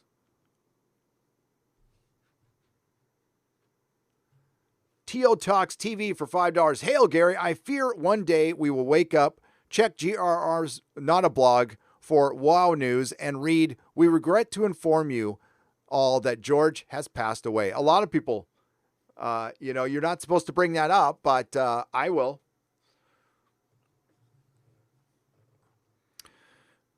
I have no problem with that. I'm not going to judge how the man leads his life, but for example, we are on lockdown to flatten the curve, to lessen the burden on our hospitals, which is a good thing to do. Seems we've done that. But here's a tough question. What are individuals doing to lessen the burden? Are we going to get in shape? Are we going to keep ourselves out of listen, it's dangerous. The beer bug is dangerous to a certain people. It is dangerous to the old and people with ailments. And what are we doing as individuals to make sure we are not more susceptible to it? What is George doing? Just hiding? Or maybe lead a healthier life. It's not a bad thing. It's not a bad thing. One of the things the Captain America article was shaming was self-improvement. That's what they were calling selfish, by the way. Wanting to go fight for your country, want to make yourself better. And there's nothing wrong with it. And that's what, that's what recovery is based on. It's all about, it's not even about the drug. The addiction to drugs is the symptom to a problem. The problem is self-esteem. It's also a disease. And, leading a healthier life keeps me sober, keeps me out of that danger zone where I am not a burden on the public anymore. Because when I'm robbing and stealing and high on drugs, I am a burden on the public, believe me. So, and that's not anything I want the government to mandate. Or that's what I mandate for me. But apparently that's selfish. Hey, Gary, what do you think? Who do you think they will cast as Elrond in Amazon's Lord of the Rings? Well, that kid that they had would have been a perfect Elrond. I forgot his name. The one who left the show. I think it's going to be a complete unknown, and it looks like they might have cast one, and he's going to be very young. Elrond, half-elven, who is, he got his ring from Gil-galad, right? So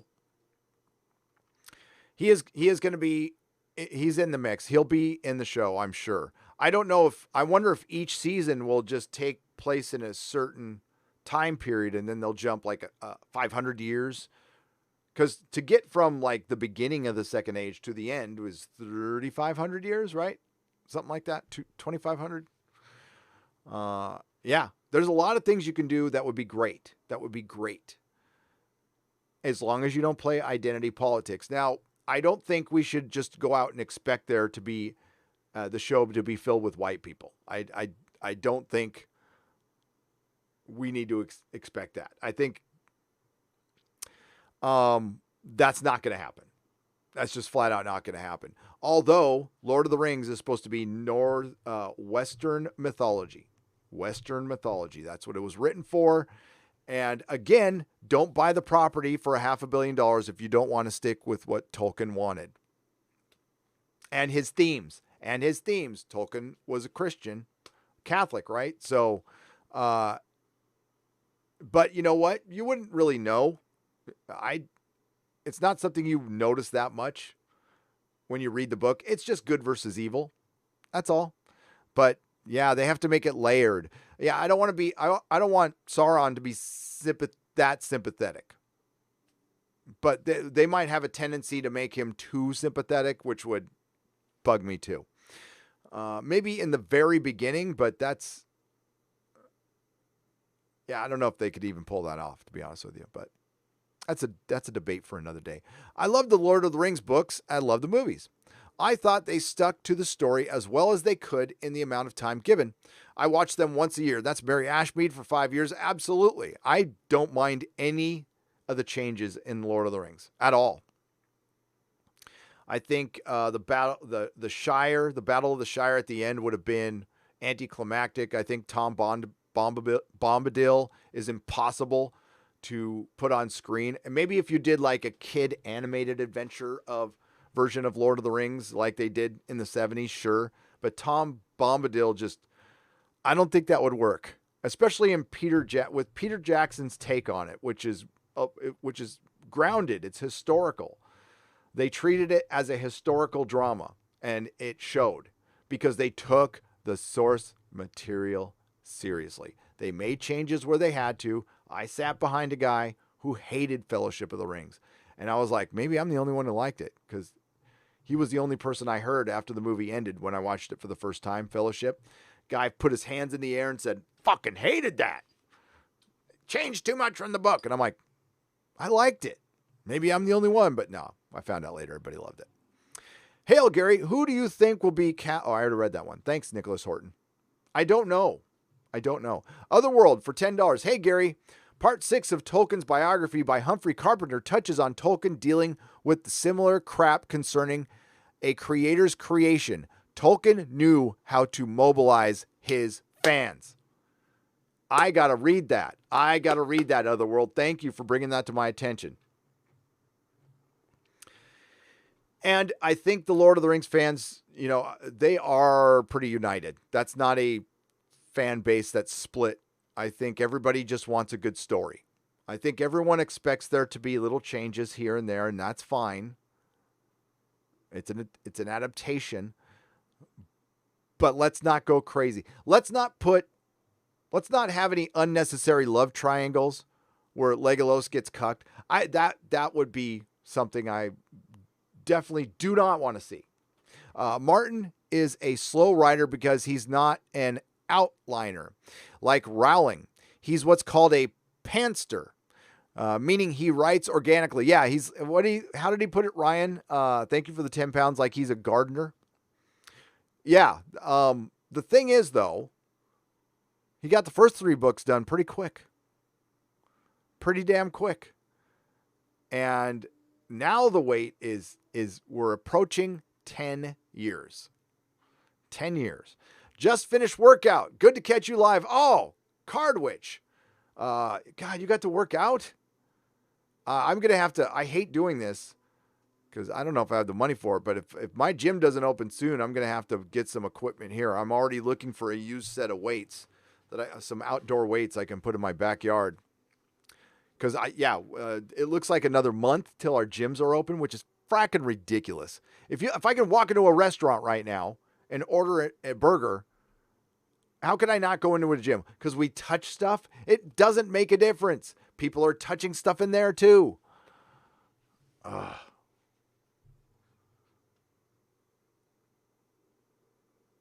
It just seems like the goalposts keep changing. That's all. It seems like we've gotten away with what we originally set out to do. Aaron Friedman for $1.99. Game of Thrones is over. Sorry, man. Expanse, Orville, Dark.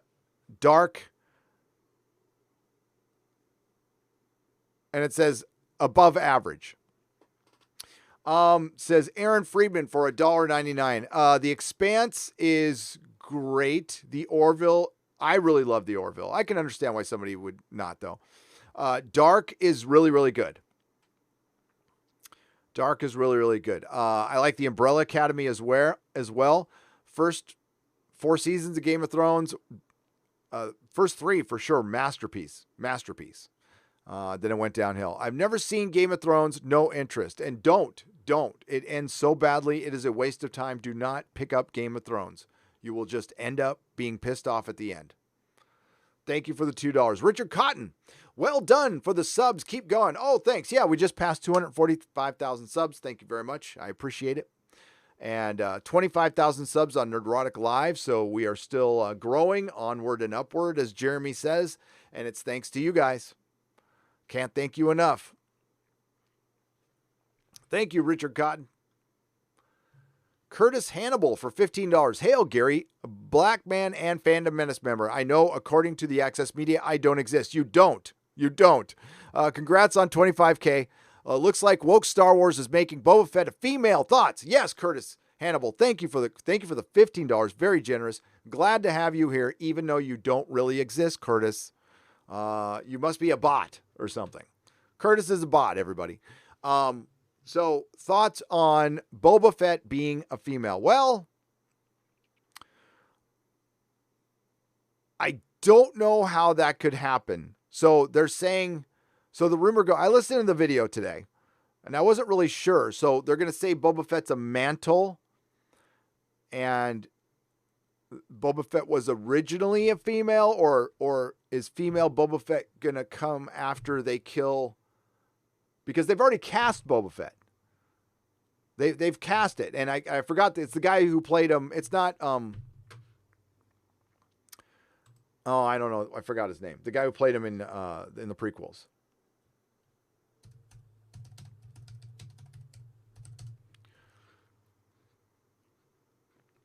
It's not Jeremy Bulloch, because Jeremy Bulloch is Boba Fett, by the way, who was in Doctor Who as well. His name is, oh my God, I didn't realize it is.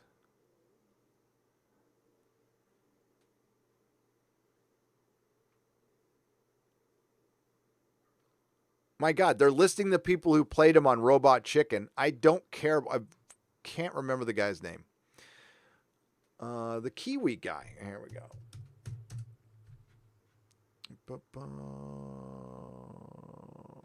Yeah, Tamuri Morrison. Tamuri Morrison. There it is.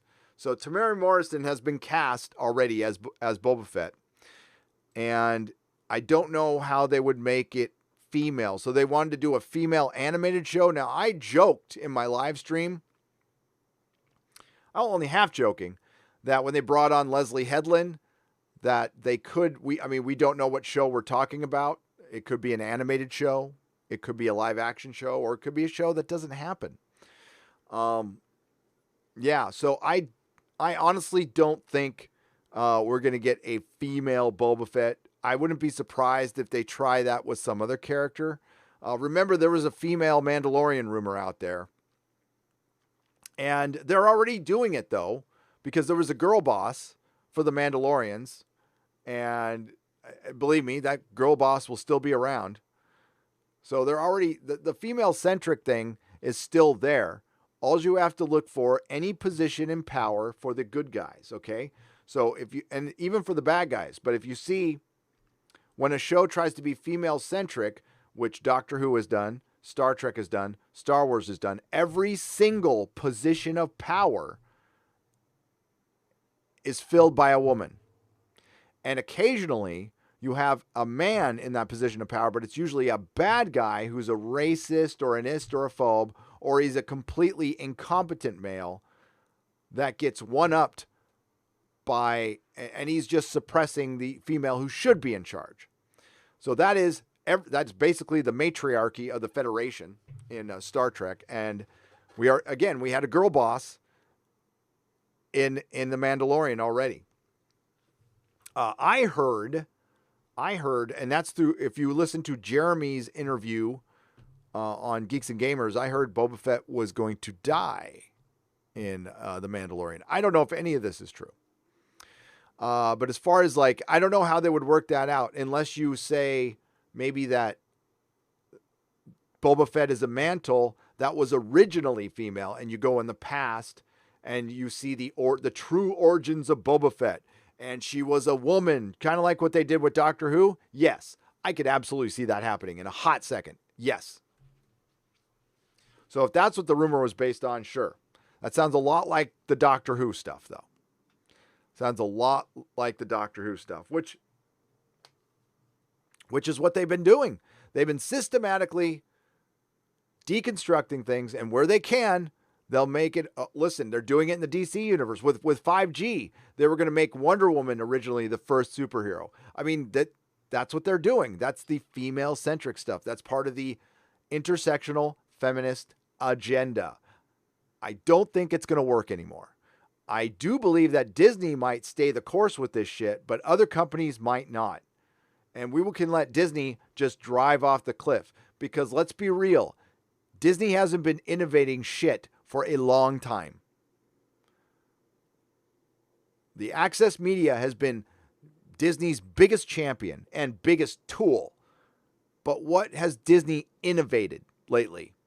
They bought stuff, but they haven't innovated shit. They didn't start the MCU. They just kept it going. They buried Star Wars. Are they innovating technology in film? No, they're not doing shit. They're remaking their own stuff. They're recycling their own stuff. They are creatively bankrupt. So could I see them doing some crazy wackadoo? We're going to do a Boba Fett origin and we'll make it originally a girl just like they did in Doctor Who? Fuck yeah, of course. Bunch of morons over there.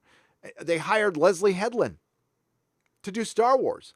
Out of all the people in the world, out of all the women in the world, they hired Leslie Headland, former assistant to Harvey Weinstein, Leslie Headland, to write Star Wars. Why?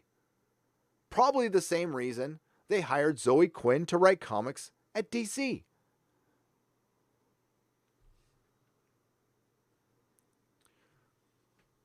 Thank you, Curtis Hannibal. Nicholas Horton for £5. Game of Thrones Season 8 should have solely focused on the battle against the White Walkers, and a Season 9 focused against Cersei, and Season 10 on Dany Mad Queen. Yes. Yes, that would have worked. 10 episode seasons. Dan and Dave are going to, when they get old, they're going to look back with great regret that they wanted to get out of Game of Thrones. And they could have gotten out and still kept their names attached. They could have gone to HBO and go, we can't do this anymore, but it needs to keep going. We can't tell this story in 6 episodes. It needs 3 more seasons. So why don't we be EPs? We'll stay on as EPs, and you bring on some fresh blood, have them talk to George, see if we can get a little more out of George, and we end this thing properly because the fans deserve it. Plus, more importantly, we would make a lot more money. A lot. And we could launch our streaming service with Game of Thrones seasons 9 and 10. How hard is that?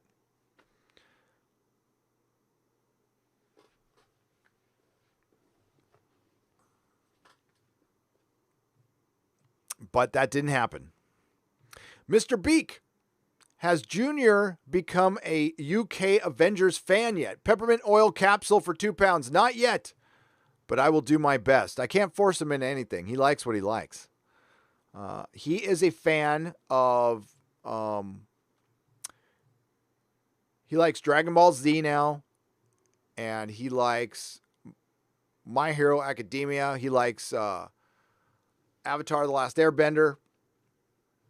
And he still likes DC. But honestly, he's doing online schooling, and he's watching a lot of YouTubers. He watches the quartering. My kid watches the quartering. Trek God 79 for $20. SpaceX launch at 1:30 with NASA astronauts on board. Good. Thank you, Trek God, and safe travels, astronauts. Seeing these big time outlets going super woke feels like in Seeking a Friend for the End of the World when they promoted anyone left to CEO or boss. Seeking a Friend for the End of the World when they're promoting anyone left. When they promoted anyone left to the CEO or boss. Not quite understanding that, Captain Spire.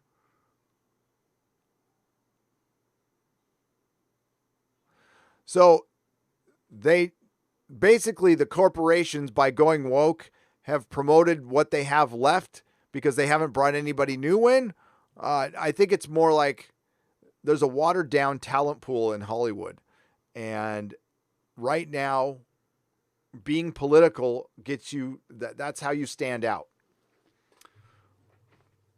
It sure hasn't worked at all, though. It sure hasn't worked at all. Jestero Roanoke for $2. I hope Lord of the Rings show is canceled. I don't trust them. I hear that a lot. It might be better. They've invested too much money. There's no way it's not happening. Unless it's just a complete disaster. I mean, if there's one person on earth who can burn that much money and walk away from something, it's Jeff Bezos. Greetings from Argentina, and thanks for the company. Anyone else watching in split screen with the SpaceX launch? I hope so. Is it happening? Here, I can pull it up. Adolfo Gutierrez for 200 Argentinian dollars. Let me see if it's still going. Hang on. Oh, it's probably not going. That was 130. So let's go. SpaceX.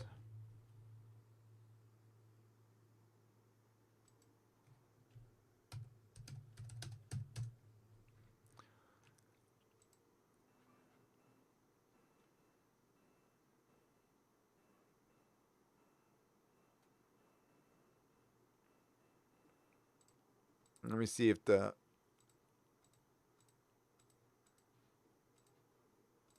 Is this like a replay?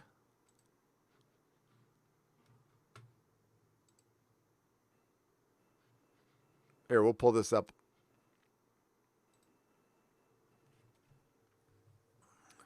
Wow, we got some inception going on here. We got half their chat. But yeah. You want to see me in the other chat? Hang on.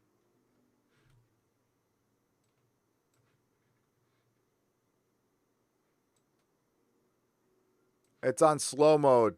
What should I say? Hail Elon. Tesla was the best job I ever rage quit.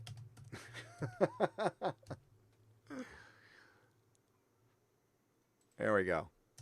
You're not going to see the whole thing, but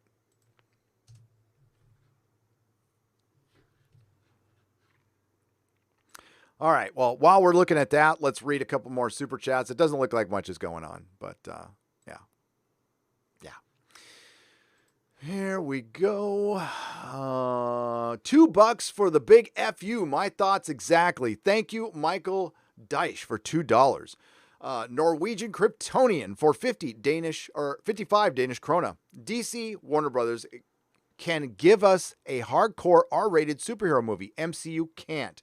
They'll keep making stupid jokes about the size of Thor's hammer. Shine on. Exactly. DC, Warner Brothers, has an opportunity to crush Disney. And look at the shills out there. Again, why would you come out against the release of Snyder Cut unless you were a Disney rah-rah, the kind of guy who would put on a Captain Marvel, like, sweat jacket? You know, the kind of guy who would beg for super chats every 5 minutes? That kind of stuff. Every 5 seconds sometimes.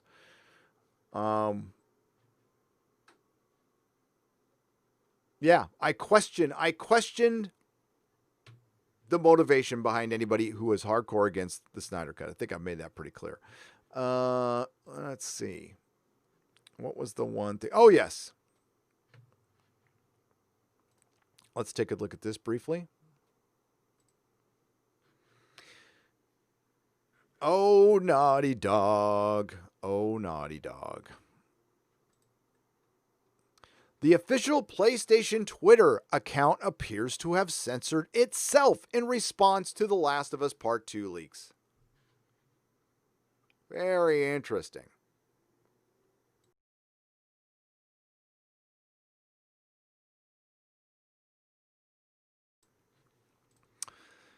The official PlayStation Twitter account appears to have fallen victim to its parent company's own censorship action in response to The Last of Us Part 2 leaks. On May 6th, a tweet from the official PlayStation Twitter account promoting the Ellie and Joel storyline trailer for The Last of Us Part 2 features an image that informs you that the media cannot be displayed. It reads, "Media not displayed. The image has been removed in response to a report from a copyright holder. When you try so hard to censor meme, you end up censoring yourself." You guys saw this, right? And there's Joel and Ellie's story. By the way, hey, hashtag #TLouis2. Hashtag #TLouis2. And here it is. You dumbasses. But I have a conspiracy theory for you. What if they did this? What if they did this to say, see, it wasn't us. It wasn't us falsely copyright claiming those other channels. It was some rogue Dragon SpaceX 30. The closeout team is stepping into hatch opening now. Oh wow, I forgot. Copy. That was the SpaceX. If something's about to happen, I'll let you know. Yeah, so I don't know. I'm just throwing it out there. What if they did that so they can say, see, it wasn't us falsely claiming everybody. It was this rogue third-party company, and you can't blame us anymore. We had no idea. Remember they said that they had no idea this was going on. That's what they told Angry Joe. Listen, I've got my universal paranoia, and I always believe that giant corporations are up to shenanigans. So there's that. But I think that's a possibility, that this is a little bit of shenanigans. PlayStation is the latest victim in Sony and Naughty Dog's campaign to censor any kind of discussion regarding The Last of Us Part 2. Which I, by the way, knock on wood, has not happened to me once yet. And I'll show memes all day long. Following the leaks, Naughty Dog and Sony Interactive Entertainment employed a company called Muso TNT Limited to target YouTubers, websites, and individuals who were discussing the leaks. The leaks of a golf club being used to do some serious damage to a fan favorite character. YouTubers Ryan Cannell, Gaming with Geeks, Jeremy Griggs of Geeks and Gamers, Heel versus Babyface, and others, and Super Divorce were among the YouTubers that Naughty Dog targeted through Muso.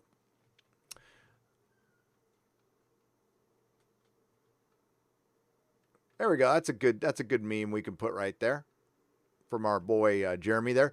The overzealous censorship even extended to individuals who were creating memes referencing the leaks.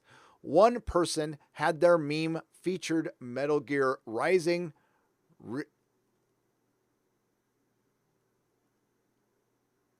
Revengeance, Senator Armstrong playing golf, or is it Revengeance? I don't know what that, I can't read. Senator Armstrong playing golf with Joel and Ellie from the first The Last of Us game. And Naughty Dog hid this meme in their replies. RT, because fuck Naughty Dog. Because fuck Naughty Dog. By the way, let's take a good look at that.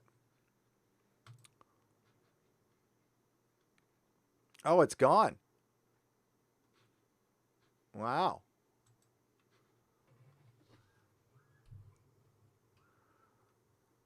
Oh, because it was in their reply, so they hit it. All right, I understand now. Naughty Dog has taken the censorship so far. They employed a new Twitter tool that prevents their fans, potential customers, and critics from even responding to their posts on Twitter. They eventually silenced anyone who even wanted to say good job or express how excited they were about the game. Yeah, bold strategy, Cotton. Let's see if it works out. They began deploying this tool besides their tools in the Access Media on May 21st, and they used it for every subsequent tweet. As you can see below, you only retweet or like the tweet. Pick up where you left off. Right there. It doesn't appear that Naughty Dog or Sony appear to be slowing down with their censorship tactics, and they've now taken down an official PlayStation tweet. One can only imagine what kind of tactics they will deploy when the game actually is available to purchase in just over 4 weeks' time on June 19th, 2020. This is not over yet. Expect another wave. Expect another wave. Expect a lot of YouTubers to make videos. I'll make another one. Fuck it. But I got to fix the ring. It's got to be right in front of the hand here. This is a doll's hand I found at a AA meeting once, and I just put it there, and it's been there ever since. Yeah, so that's funny as hell. But what's going to stop other companies from doing this? All right. So you always got to play the tape all the way through. It's a recovery saying too. You got to play the tape all the way through. They got away with this, folks. They got away with it. Sure, they had to lift all the copyright claims after 10 days or so, but the damage was done. Now it ended up helping a bunch of channels, but there will be a time this year where one of these companies takes out a channel. Now, the reason they have really come right up to the door of taking out a channel, but they haven't done it yet, is purely luck.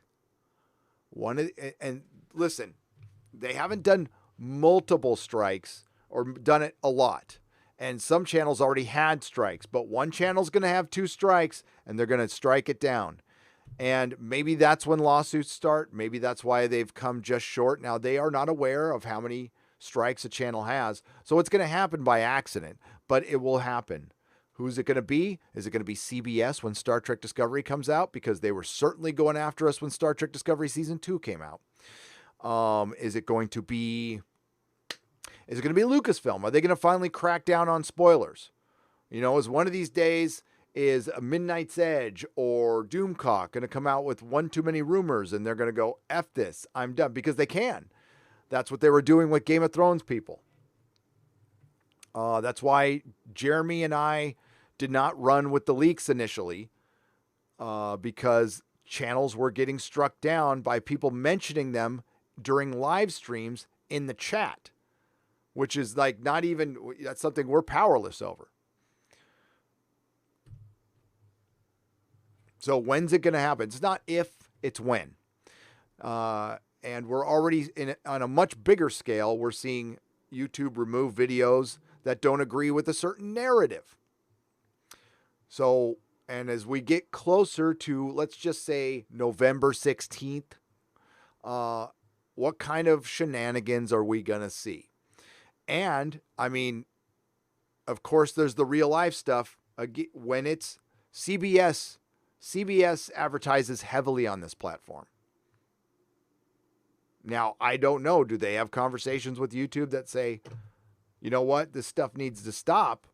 Now, I hope YouTube says, no, this is what you want it. You want to advertise on this platform. This platform is this platform. You got to take the good with the bad. You're still going to get, this is still probably the best place to advertise this side of the Super Bowl. So we'll see. Naughty Dog's stupid. Sony is a thin-skinned, petty little company that knows they fucked up. The thing is, they're scared to death.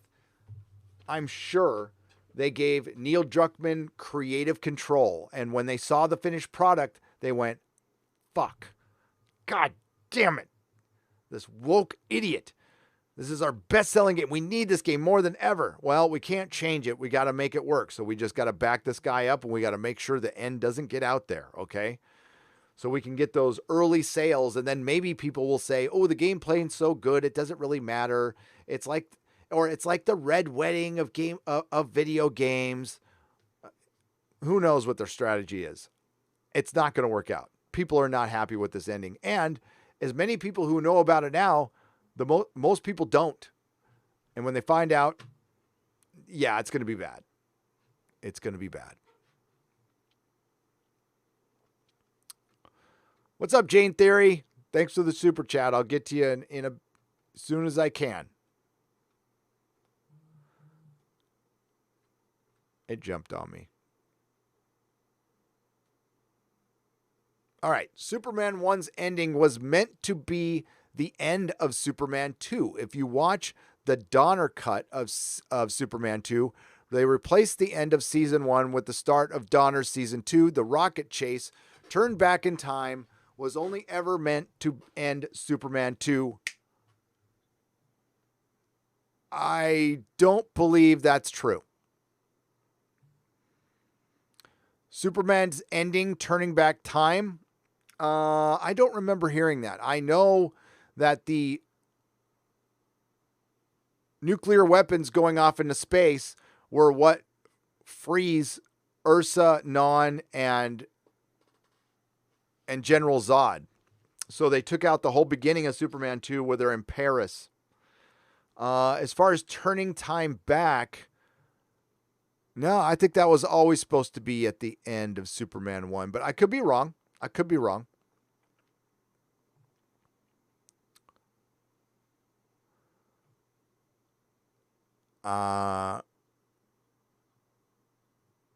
Yeah, we'll see. I'll look up to it. Yeah, I don't remember. I think Superman 2 was the Donner cut's brilliant.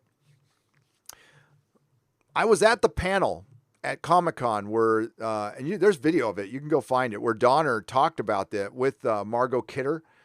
And it was a great panel, and I do not remember hearing that, but, it was years ago, so I could have forgotten it. You're going to like Texas, says Hiram for $2. Thank you, and thank you, Peppermint Oil Capsule. Alpha Omega Records for £5. Cali is finished, sadly. I live in London and thought we had problems until I had to work in California last year. My God, get out, sir. You deserve peace. Thank you. Here's the rub, okay? I don't like to bring in too many real world stuff or bitch about personal problems, but this isn't my problem. It's what they're doing to my wife, okay? Who can handle this shit? By the way, she can handle her own business. She doesn't need white knight husband to come in and save her or anything like that. But I'm still pissed, okay? And I'm here to have her back. So my wife gets to California, or she lives in California, gets to San Francisco with $150 in her pocket, rents out a room with some friends, goes and gets a job. By the way, she's out of beauty school. She didn't go to college. She comes up to San Francisco, lives with her friend, gets a job in a deli, and starts assisting for nothing with hairdressers to learn the trade while she's making sandwiches in a deli. She works her way up. She works her way up for years, becomes the creative director at one of the biggest salons here in this city, then has a spat with the owner because the owner of this salon, I can say this out loud, is a petty dipshit. So they wouldn't extend $200 of a budget for a makeup artist, and it pissed Melissa off, and she left over $200. This great job, and said, F it, I'm going to start my own business. Screw working for people. So she gets this tiny little spot on Bush Street, right where they did the jump in Venom. Remember the jump? Remember the motorcycle jump? It's right up the street from where her salon used to be. And she makes it work with 2 little chairs in there, and she gets a better place, works her ass off. By the way, this is over the course of 20 years. She's built up this business, and now when it's on the brink, okay, it's on the goddamn brink, and she saved her money. She did everything right. She played by the rules. She didn't screw anybody over. She did everything right. And we locked down because we want people to be safe and we want to flatten the curve, and that's great. But now everything is fucking open. And by the way, if you own a salon, you have to have a license. So you are licensed in health and safety. And Gavin Newsom opens everything up, and yet our city, which has had the lowest death count of all the major cities in California, we're under 40, by the way. By the way, no official tests have been done on these deaths. We don't know if they really died, but we're going to trust our leaders and say, okay, fine, I trust you. It's time to open up. It's time to fucking open up. She did everything right, and she's watching her business that she's worked a lifetime for crumble, because now it's beyond the shadow of a doubt they're playing fucking political games. So to open in San Francisco, you have to, and there's some statewide standards. Some of them make a lot of sense. You have to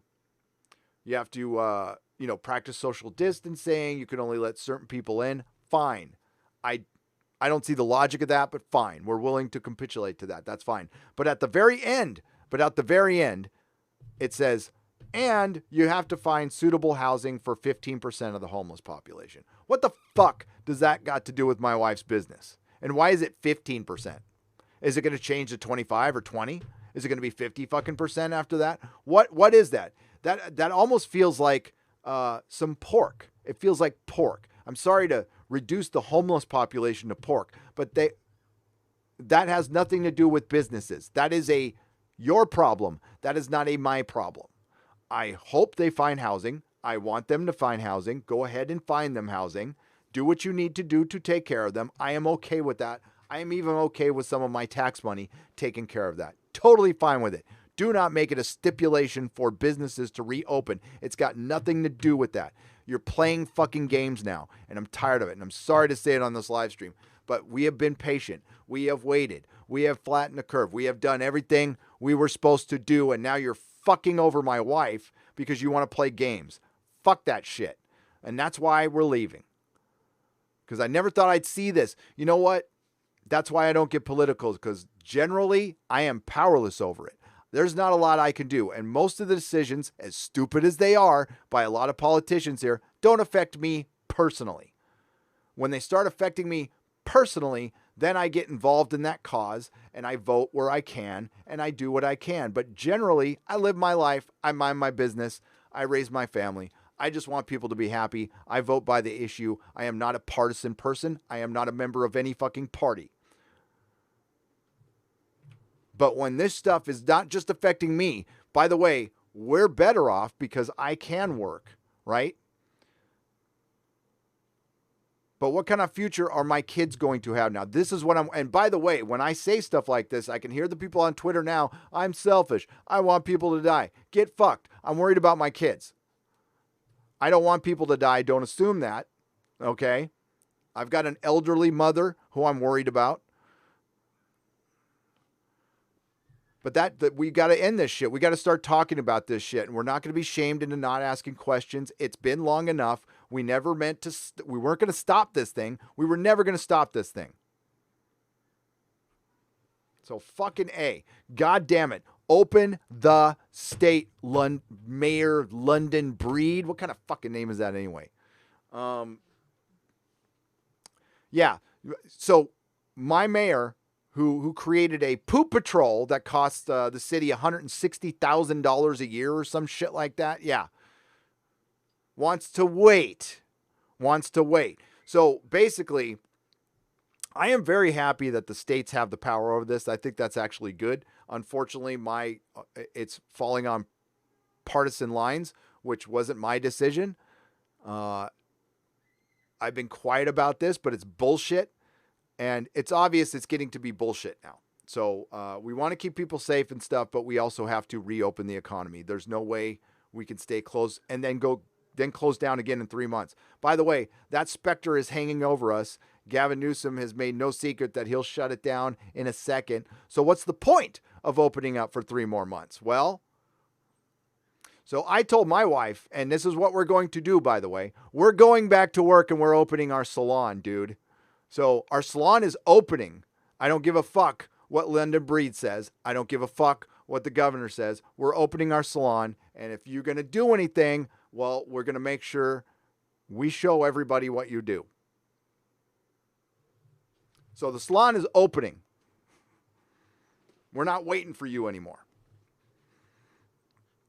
And that's fucking it. And we will, as adults, we will practice safe distancing. We will take every measure to make sure Melissa's clients feel safe and are safe.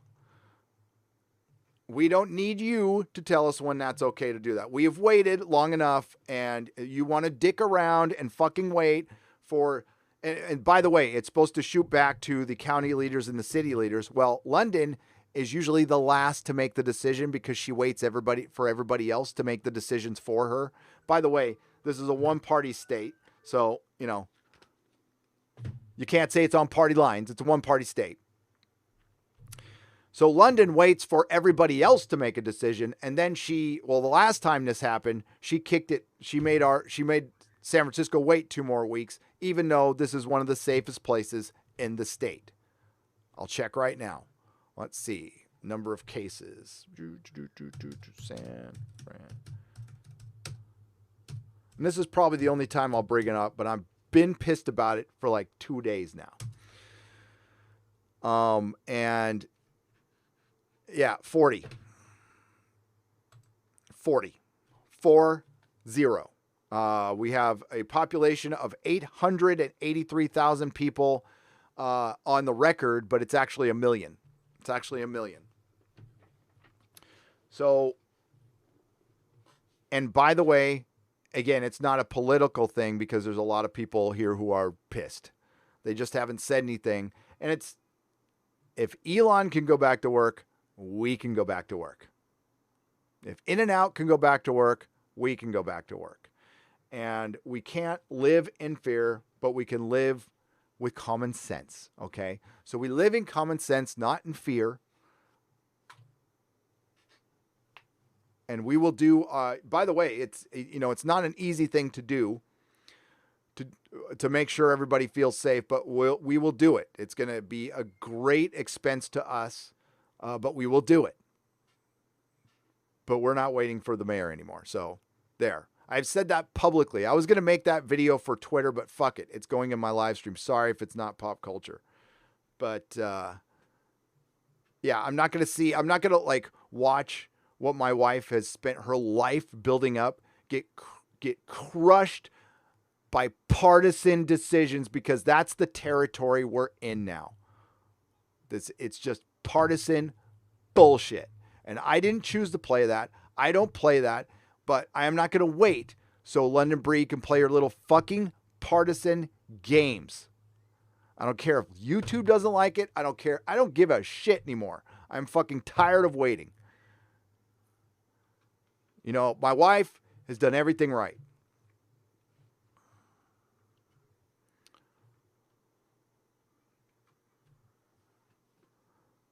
Fucking motherfuckers. Alpha Omega Records for 5 pounds. We're going to get back to the pop culture now. My rant is over. But, she's taken it very well. But I know it's getting to her. And it's just like it's getting everybody else. We get it. And we understand other people have to wait too. We understand that other people are worse. And that's what we're worried about too. We're worried about the people who are worse off as well, who probably lost their business, or the minute they open, they're going to lose their business. And what are we doing? We're waiting. We're waiting for some politician to get around to it. And let's be real. Let's be real. Nope. These politicians are waiting for their staff to analyze their decision, do the proper research, maybe do a poll and find out what other people think before they make their decision, which just so happens to be a big decision that affects people's lives from here on out. And because they are so comfortable and cozy in California, because we're one party and they are protected for the most part, they don't feel like they need to hurry. They don't feel like they need to be accountable to the people. Because they got you already. They got you. They got your vote. Why should they move? It's not unlike Diamond. There's no competition. Why should they move? Why should they innovate?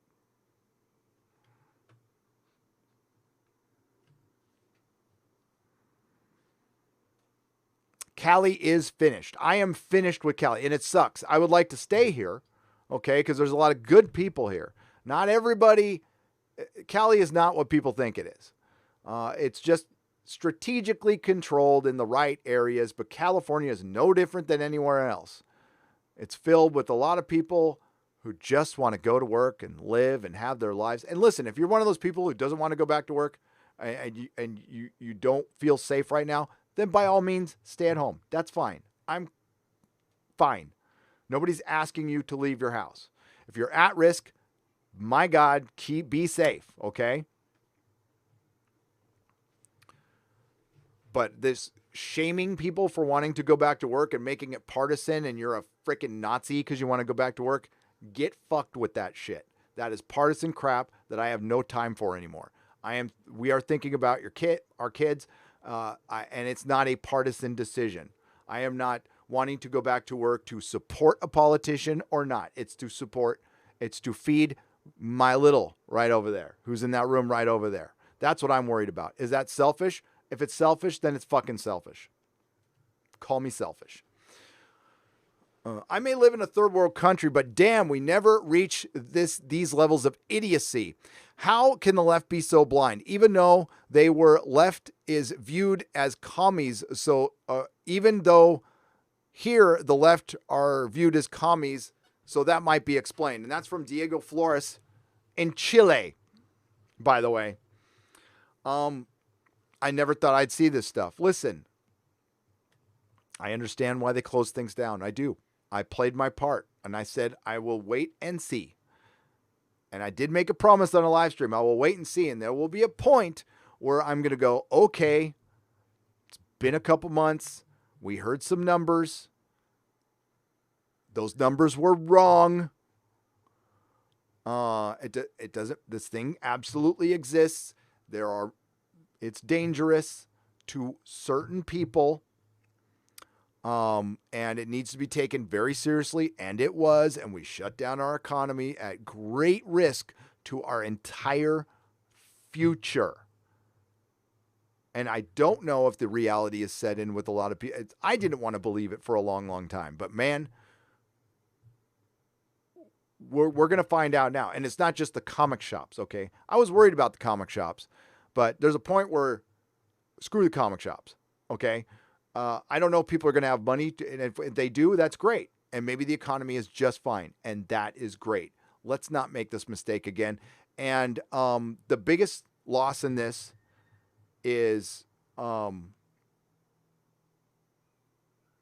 it went partisan almost immediately when we really just once, needed it not to be, which is the most discouraging thing about this. Yay war, boo war. You don't have to support the war. All you have to do is support the troops. Mike L for $15. I support people's desire to want to do that, to want to do the greater good. Do I always support all troops for what they do? I can't say that. It depends. Illegal operations in countries we have no business being in? No, I don't generally support that. I don't like that. Not a fan of that. I'd like to think that doesn't happen very often, but I'm not that naive. But I support the kids for wanting to go there, and hopefully we are doing the right thing. But I don't blindly support police, and I do not blindly support any entity. But the individual, I will support.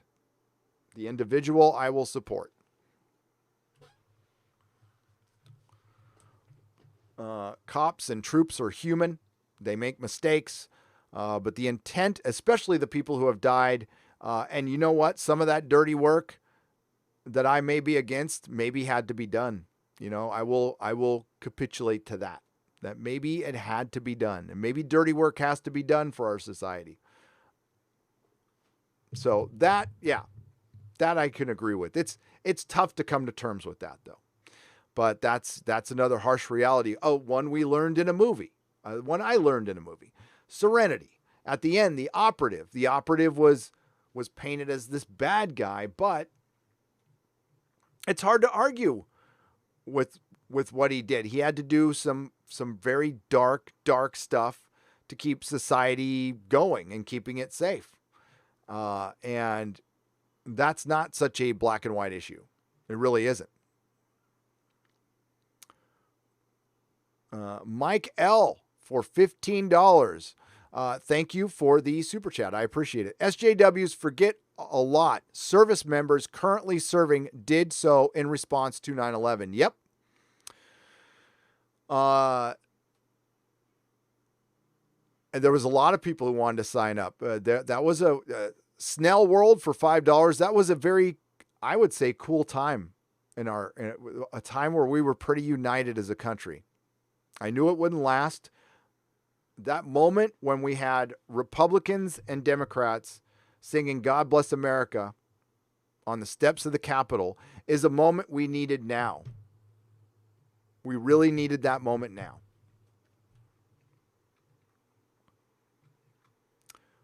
Hale sent an email about starting a channel. Lord Thoth for Canadian $2. That's cool. I will respond to it. I will help you as much as I can. Lady Greymaster for $2. Your mods are getting sniped, Gary. They are by who? I cannot take a look at that stuff, but I can stop right now. According to Christy, there's going to be a 7-second delay here, so I got to wait for her. Christy, let me know what happened, and I'll wait.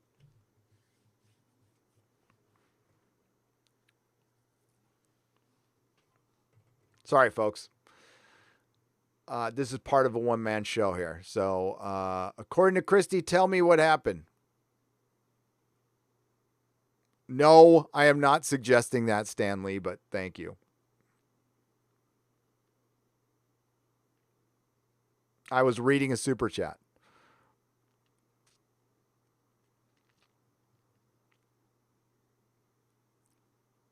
What happened?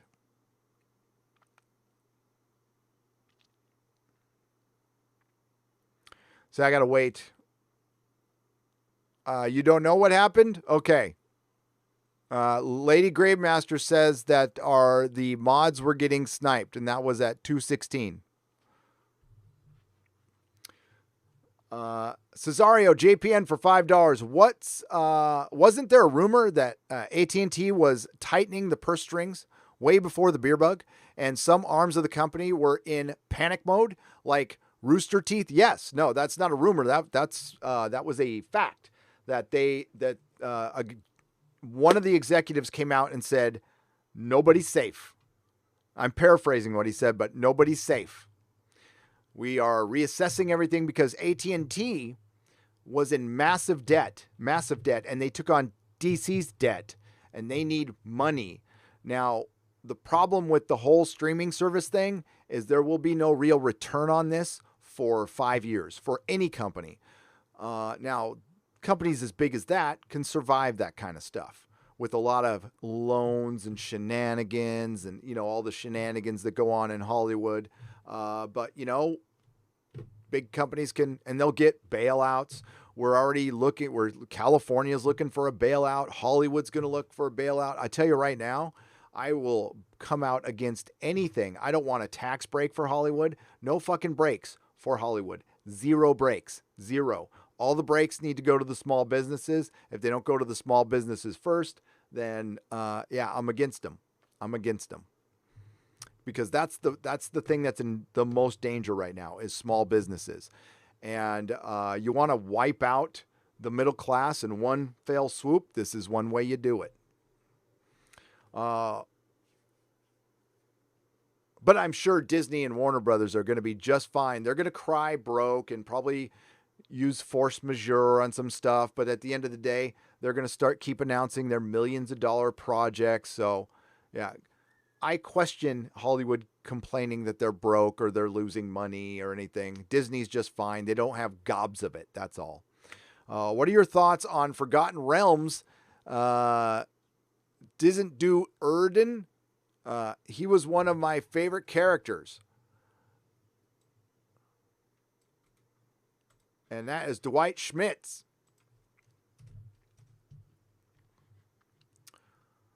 That's Dungeons and Dragons. Yeah, I know Zip.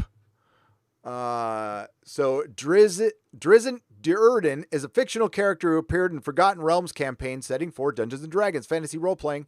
Drizzt was created by author R.A. Salvatore. Now, the one book that I've read by R.A. Salvatore that I like a lot.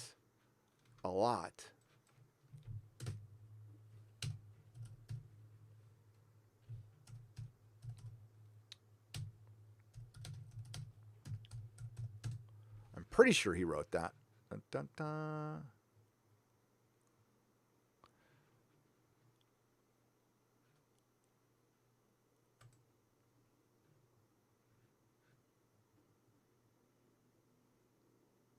No, he did Attack of the Clones. That's right.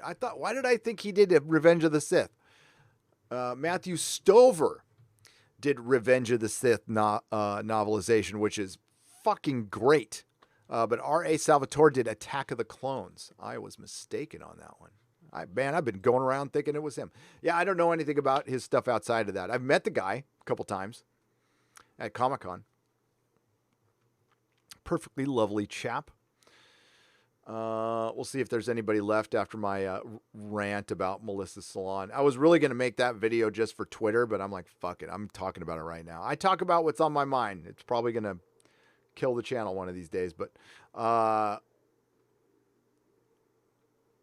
what are your thoughts? Hollywood has no idea how much we crave good TV and movies. They aren't nihilistic garbage. They have so much to gain from sending the SJWs packing. And I think we're at the beginning stages of them figuring that out. It's a ways to go, and some companies will not figure it out. Like CBS. CBS is a corporation that was run by a 98-year-old perv, and now his elderly daughter runs it now too. Now she's a firecracker, that one, but she's not exactly a spring chicken. So they're not exactly in touch, okay? So let's be real about CBS. It's cooked. It's done. It needs to be sold, and that might happen. In the meantime, we'll get some more shitty Star Trek. Yay, great. And they're the kind of company that hires Alex Kurtzman thinking he's one of the hip young kids that people like. And when he's a complete moron. Some companies are going to figure it out. And we will see. We will see. It's the company that goes away from being political is the one that's going to win in the end. Especially now. People are fed up with this shit. Hail, Gary, I feel in love with DC Comics. I fell in love with DC Comics in 1983. New 52 was so bad and a slap in the face to their fans, it broke me. I left comics. Rebirth and Jurgen Superman brought me back. DC can surpass Marvel. Yes. Jeff Stout, DC has always had it to surpass Marvel. And there's been brief instances where they have. Lest we forget, the Teen Titans by Marv Wolfman and George Perez sold better than the X-Men. Lest we forget, in the early aughts, when Michael Turner was doing covers and Jeff Johns was doing Teen Titans and Paul Dini was doing Zatanna, and before that we had Morrison's Justice League, and we had Batman Hush, we had Loeb, we had Batman and Superman. That book was great by Jeff Loeb, and McGinnis and other people came in. That was a freaking great book. Best-selling book. I sold hundreds of those things. DC could kick Marvel's ass whenever it really wants to, when it starts to believe in its characters and stops trying to adapt them. Dan Didio, according to Ethan Van Sciver, was always obsessed with the canon connecting. It's like, fuck it. Don't do it. Go back to Rebirth. Make Superman. I don't want to divorce Superman. I want a married Superman. He can have problems with his, it always has to be personal relationships. You can have problems with your villains. How about you fight your villains and not worry about sitting around a table arguing with Lois? Nobody wants that shit. Vince Hickey for $14.99. I found a name of the BBC JFK documentary I originally found on YouTube. They had 9 episodes. That was strangely recently removed from YouTube completely. It was called The Men Who Killed Kennedy. A lot of stuff's being removed right now. A lot of stuff. And it's all being removed because, I may do a video on BitChute concerning the new narrative. There's a new narrative coming. Once the beer bug goes away, I've already seen them planting the seeds, and I'll give you a hint. Let's not discuss it in chat, but I'll give you a hint. It was a narrative created around the Joker. It was a narrative created like the Joker. Remember, the Access media was just hungry and hoping and dying for something to happen with the Joker movie, and it didn't.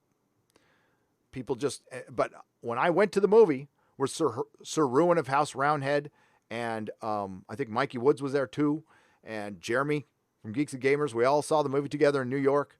We had to walk through a metal detector to see the hype that the media had created from scratch with no evidence, with a couple of well-placed tweets, a couple of well-placed blue check marks backing it up, and all of a sudden we have a real-life narrative where I have to go to a movie and walk through a metal detector when there was no evidence at all that something like that was going to happen. So the media can create hype, fear,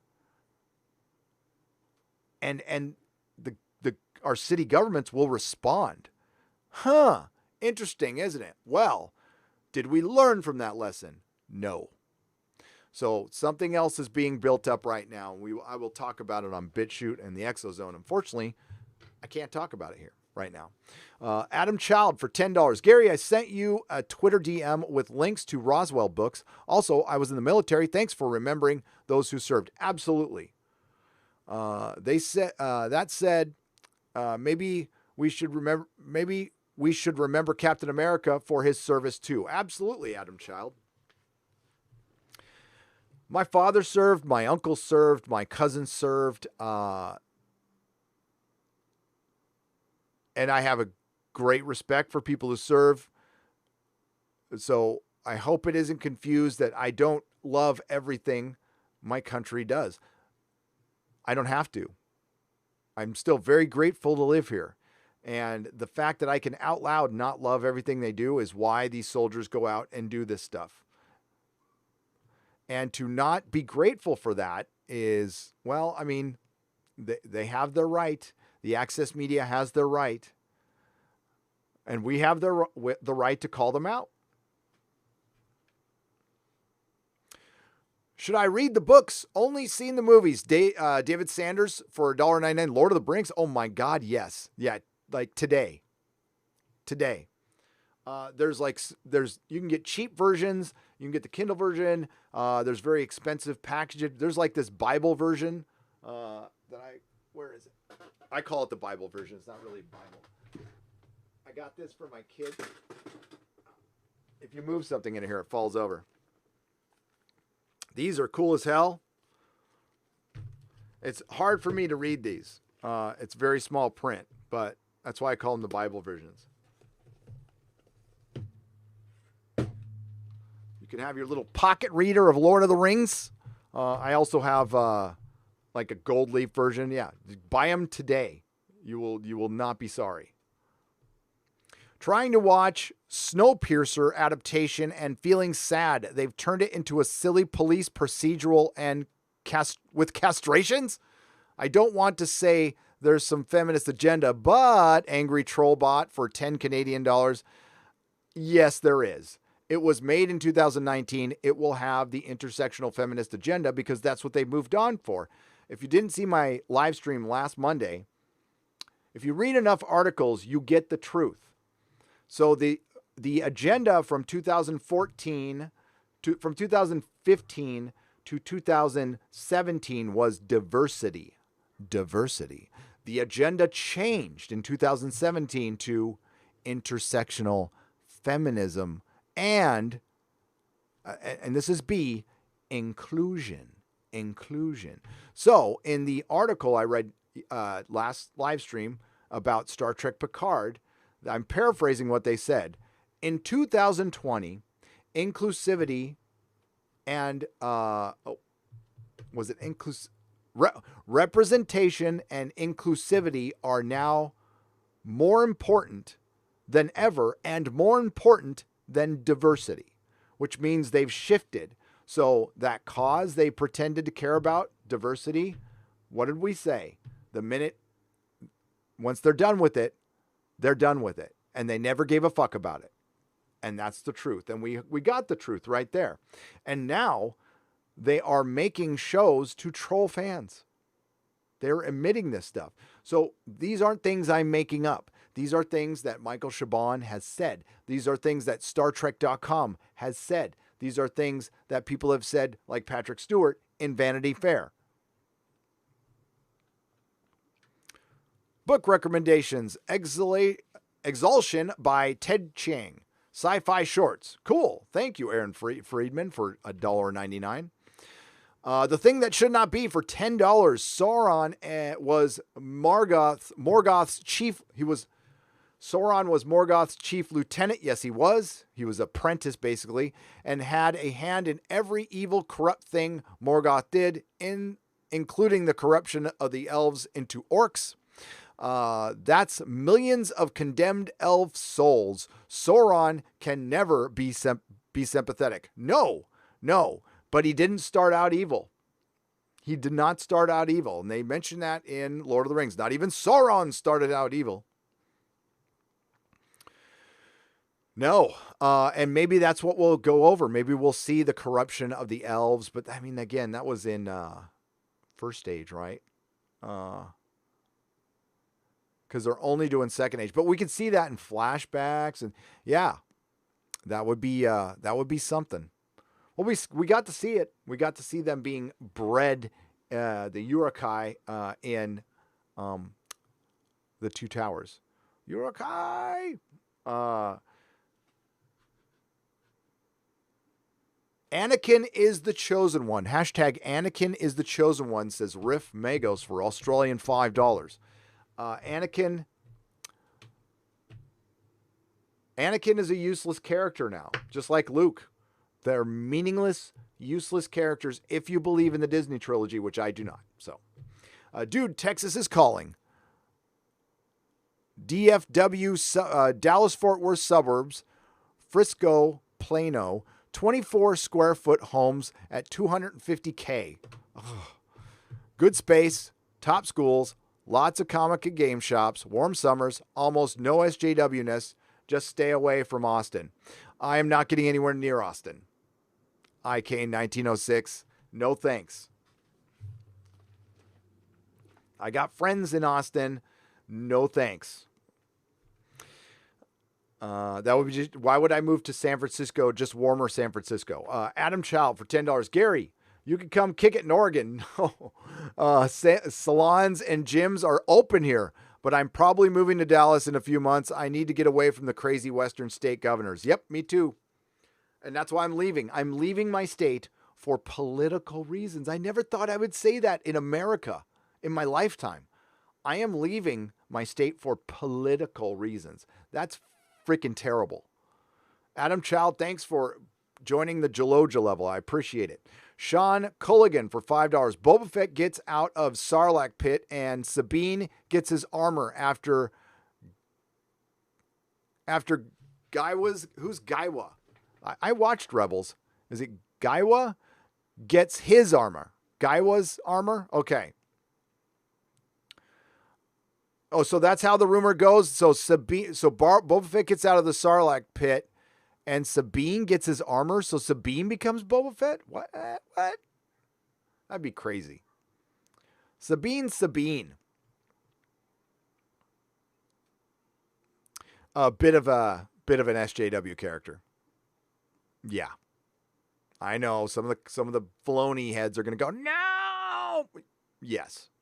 Oh yes. Not terribly, but yes. We'll say smidges.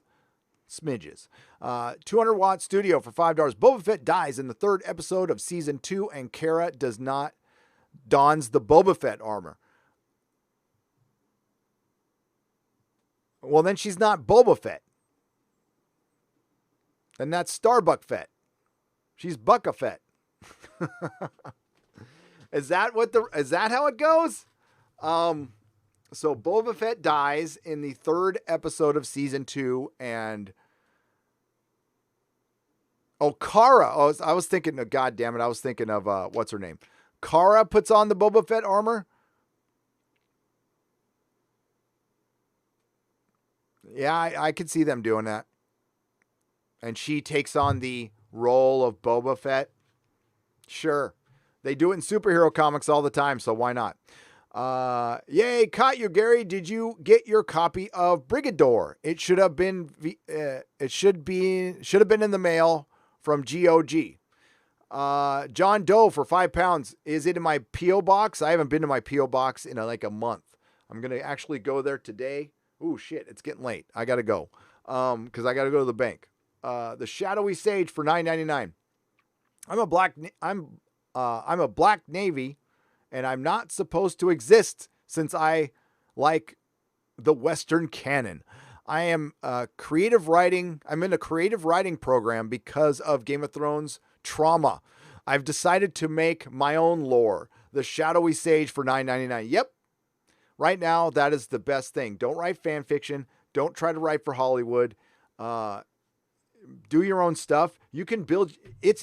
Honestly, it's probably easier to start your YouTube channel than to go play the game in Hollywood right now and having to climb the ladder and all that. It's probably easier to start a YouTube channel and do it that way. Now, maybe your thing won't become the biggest thing ever, but if you can scratch a living out of it, there you go. Then that's a better chance than you have going to Hollywood, because Your boy Zach has said it before. 9 times out of 10, you go to Hollywood, you're going to be living in Van Nuys with the roommate. And there's nothing wrong with that. That's okay.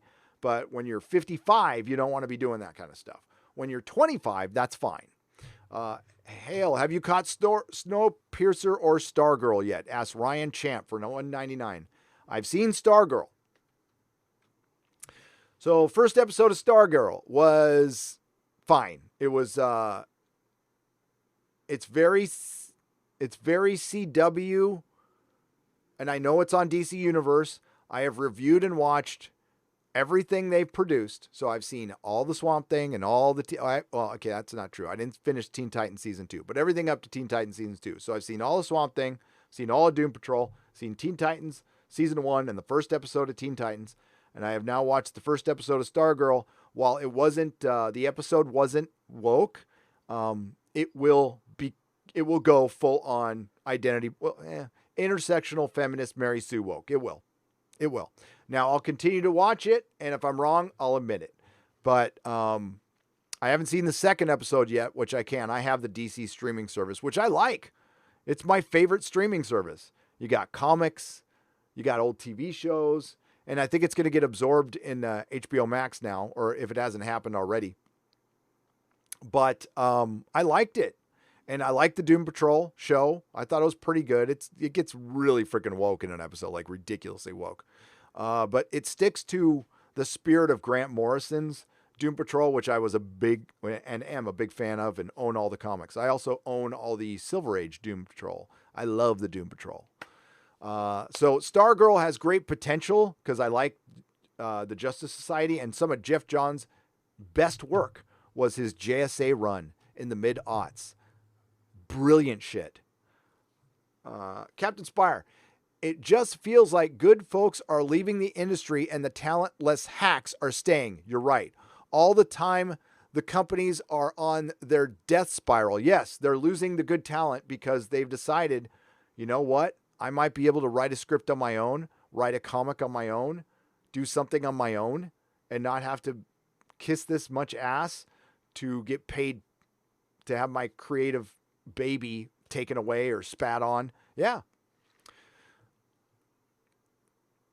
I think people are starting to, the independent movement has begun, folks. We just haven't seen anything yet, but believe me, it started.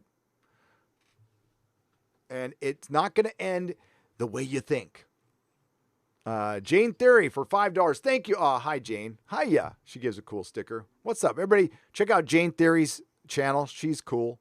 She's an up-and-comer. She is cool. God damn, this thing jumped on me like a mofo.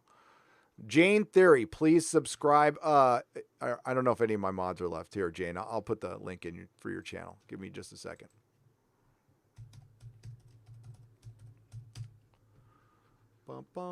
This is Jane Theory. She does a great job, okay?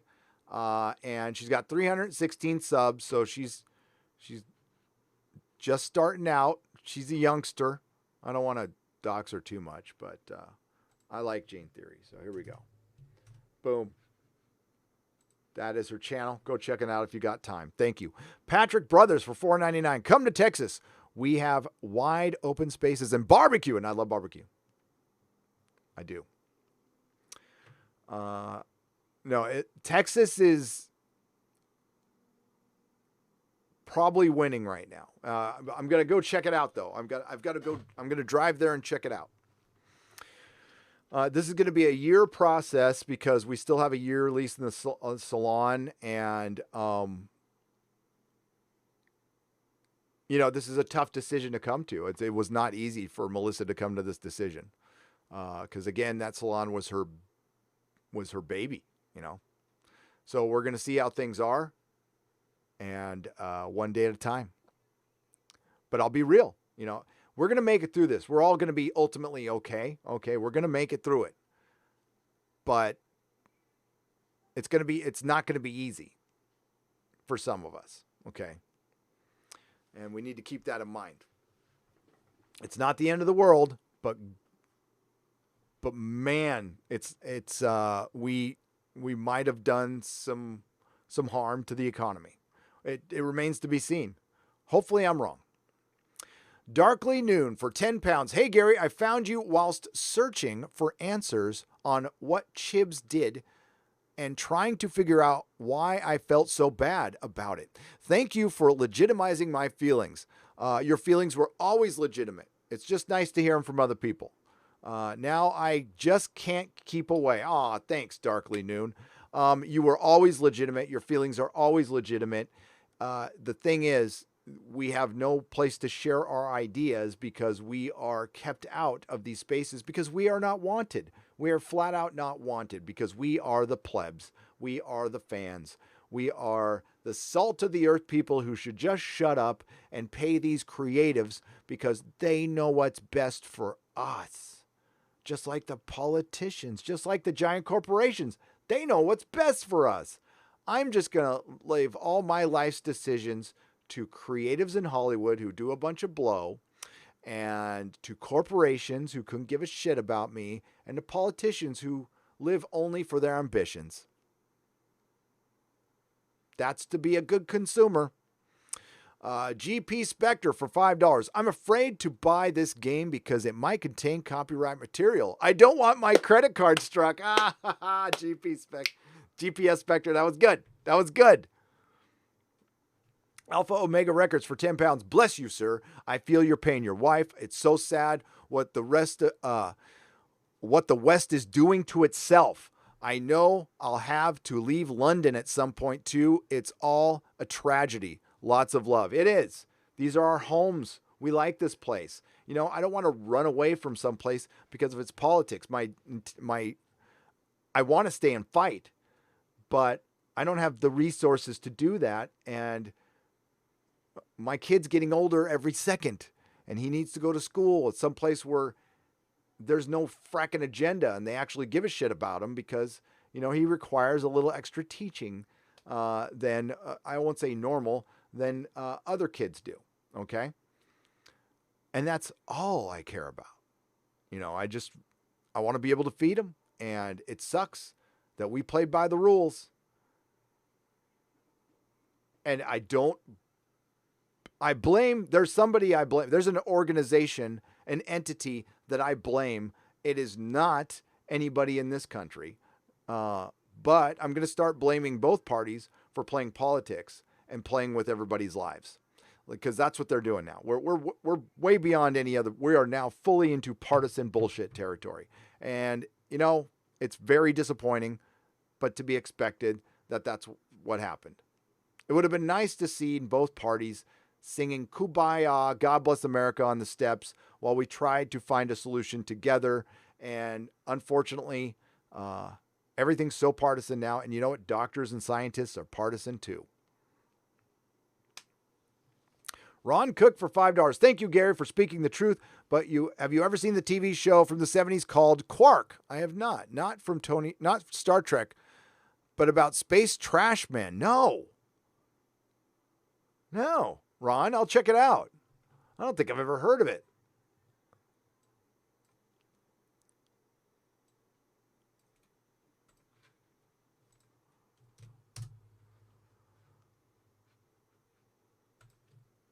TV show. Oh, wow. Oh, it's got Richard Benjamin. Hey, now. I see why you liked it. I see why you liked it. Here, I'll share this with you guys. I gotcha.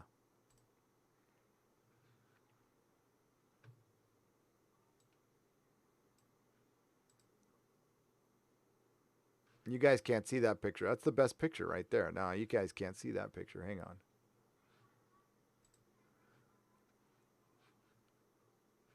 You can see the best pictures right there. But you get the gist. Quark. Yeah, never heard of it. But I know Richard Benjamin. He was in Westworld. All right. By the way, reminder, I'm It'll be up tomorrow. The super chat square up from the Nooner that had all the super chats disappear, which still have not showed up onto the channel to this very day. That will be out tomorrow. Okay. There's a few super chats that came in. There was about 20 that just disappeared. So I went over them. It's a recording. What do you think about Newsom opening salon with a week, without a week's heads up? And were you about to move if you leave California? Where am I about to move?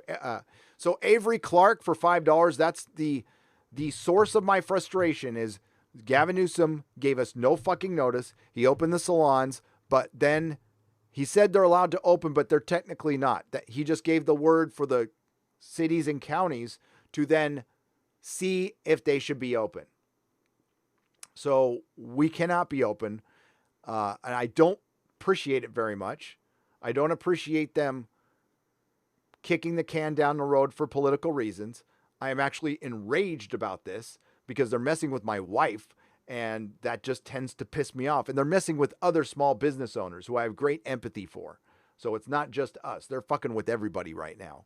And they're going to regret this. Like, this is not, I mean, yeah, they're all safe and happy surrounded by the one party, but they might find out that Gray Davis thought he was happy. He was safe too.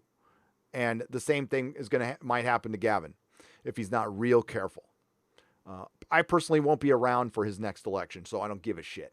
But like I said, Melissa and I are rebels at heart, so we're done playing their games. We will be safe.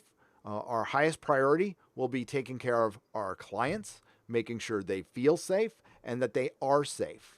And we're going back to work. And the thing is, we never were supposed to stop it. We never were supposed to wait until there was a cure. We were supposed to flatten the curve. And that's all. That's all. We weren't supposed to stop it. We can't stop it. And I'm hearing language like it'll never go away. Oh, probably not. The flu never went away either. The cold hasn't gone away either. There are things that will always be out there. We can't just shut down. I think it's bad that we shut down. I do. Because it showed them they could now. I'm glad people were saved from it, but this new normal, I don't like that term at all. So yeah, there's a lot of things that we should all be very, very worried about as far as civil rights are concerned. And I never thought I would be, honestly. I never thought it would, like, we're in some weird territory here, but yeah, not surprised. Gavin slept with his best friend's wife, who happened to be his campaign manager, on the night he won his election. Good guy.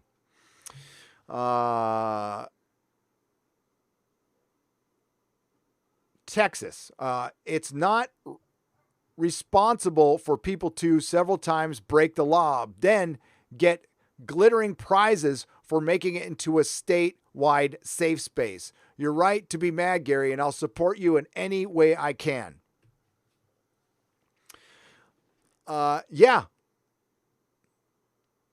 Thank you. Okay, thank you, Captain Spire. I appreciate you. You've always been supportive, and I appreciate you're absolutely right. They're breaking laws, and they're getting glittering prizes. They are setting up a snitch culture. They are also doing stuff that's not legal, like keeping us from working. We have been good citizens, and we did it voluntarily, and I'm, good. That's good. That shows you what a very polite society we live in. We stop at four-way stops in the middle of nowhere when there's no cops around. That shows you we live in a polite society. But things have been now taken a bit too far. And it's good to see that certain entities resisted this and everybody wasn't all lockstep. Love the show. Personal beef. 1978 Superman went back in time by flying around the Earth at light speed. We see time flow backwards from his perspective. It didn't make the Earth go back in time. JM, I've never thought about it. Which perspective it was, who was going back in time. He was back in time, but you're right. Yeah, so you're saying it was Superman who went back in time. The Earth didn't go back in time. Yeah, that's right.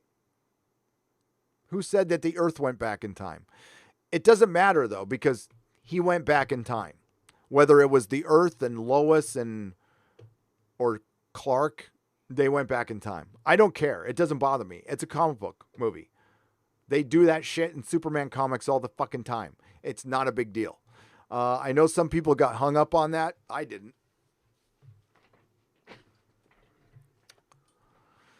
But yeah, I think that's a semantics thing, honestly. Josh Krushek for $4.99. F San Francisco, that bullshit. If you make it through Austin, I'll buy you and the fam dinner. Why, thank you, Josh. I will visit Austin. I want to visit a couple of friends there, so I will most definitely visit Austin. Adam Chow for $2. Here's fine money for opening the salon early. Thank you, Adam. We will happily. I will not pay any fucking fine. So they can fine me all day long. I ain't paying it, and neither is Melissa. Matthew Blank for $5. Keep fighting. Be free. Here are some shekels for the battle.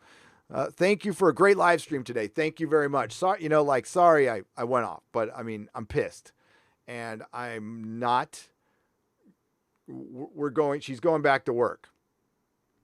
We got to set up a couple of things. It's going to be about, and who knows, they might lift it by then, but she is going back to work very, very soon. We are going to do heads of hair. And if I got to stand out in front to make sure it gets done, I'll do that. That's fine. Southeastern Kaiju for $2. Put up posters of safe space in the salon window. That's a good idea. That's a good idea. Mech1164 for $4.99. I'm in the state of New Jersey here. Same here as in Cali. So want to leave. Funds say otherwise. More power to you. See you in Texas one day. See you in Texas. And yeah, we're not like filled with them either. This was not part of our plan at all. Forgotten Quill is a member at the proto-molecule level, then the Geologia level. Thank you. JPRPH1, thank you for the $9.99 sticker. I appreciate you. According to Christy, thank you for the 99-cent sticker, and thank you for your wrench. Yeah, I don't know what happened earlier, Christy. I'll find out when I rewatch the thing. Darth Sweeney for £2. I would love it if you did a Blake 7 view video. I am, Darth. I am. Very, very soon. GWS Hunter donates $2. Thank you. Catlin Bach for $10. Book recommendations. Red Storm Rising. It's Tom Clancy's take on the Cold War. Going on hot in the mid-'80s. The buildup to the actual war is done about in a very intellectual way. I'm rereading it. Yes, Red Storm Rising. I don't know if I've read a bunch of Tom Clancy. I haven't read that one, though. Maybe I should. According to Christy, you're not supposed to give super chats, but thank you. Being a mod is enough. Thank you. Adam Child, have you seen Stargirl? I have. You might. I heard you might review it. I probably won't. I'll review it on a live stream. I got to watch the next 2 episodes and I'll do a review on it. Gary, your 60 frame rate can't play on my Mac Pro. Why not? Major Blood Nut for $2. Well, you could set it to 720 or 360p, so it won't play on your Mac Pro. Well, fucking Mac. I don't know what to say, man. Let's see. Let's see if it plays on my Mac. Hang on. I got a Mac Pro going on right here, so let's see. I mean, I'll change the frame rate. If it's bugging you guys, I can put it down to 30. But I like being at 60. Let's see. I'm probably ghosted because I went off on California, so. Oh, nope. This box is called Forge. I had a lot of people comment, where did you get that? Hang on. It's fine. You could dip it down to 480p though. I mean, it's not great. Sorry about that. What about 7? Yeah, try 720. Try 720. Sorry about that, folks. All right. I'm going to try to get through these. I do have to wrap up in 9 minutes. I'm going to try to get this finished. I only planned on going, I ever do this all the time. I'm like, I'll do 2 hours today. And I did almost 4. Almost, well, 3 hours, 14 minutes. Okay. And thank you everyone who's joined. We still have, I can't see the numbers watching or anything. That they haven't fixed that yet in YouTube, but it looks like we still had 2,500 people. We had 3,000 at one point. I probably pissed off a lot of people with my rant. So I will not make a habit about being political. So that will not be a regular thing on this channel. You have my word. It's been bugging me. And I am not the kind of person who just shuts up about things, obviously. I wear my heart on my sleeve. So I'm fucking angry. When I heard that last night, I was so angry.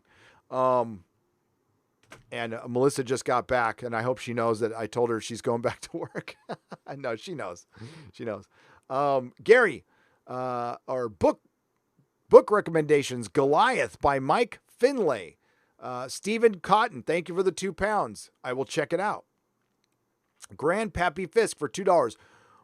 Would watching Doctor Who on HBO Max support the BBC? Yes. Well, you know what? I mean, I don't think it makes a difference, Grandpappy Fisk, because subscribing to HBO Max does help the BBC. That's a conundrum.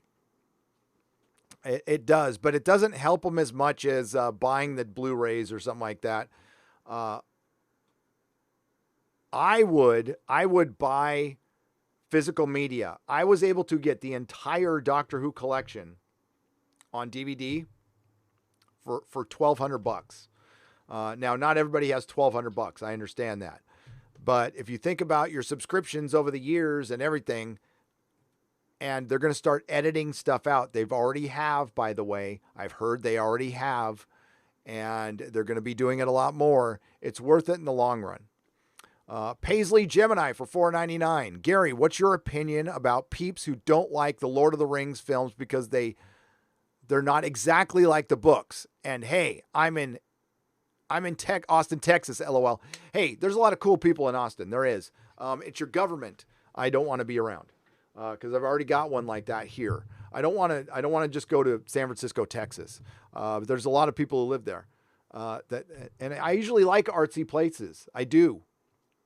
I grew up by the coast in San Diego. That's where I'm used to it. I know I look like one of those people. I'm fully aware of it. But my beard is not ironic, and neither are my glasses. I'm blind, and I need to break the monotony of my face. And some of my tattoos are prison ink. So it's not some of that poser shit. And I've had some of them for,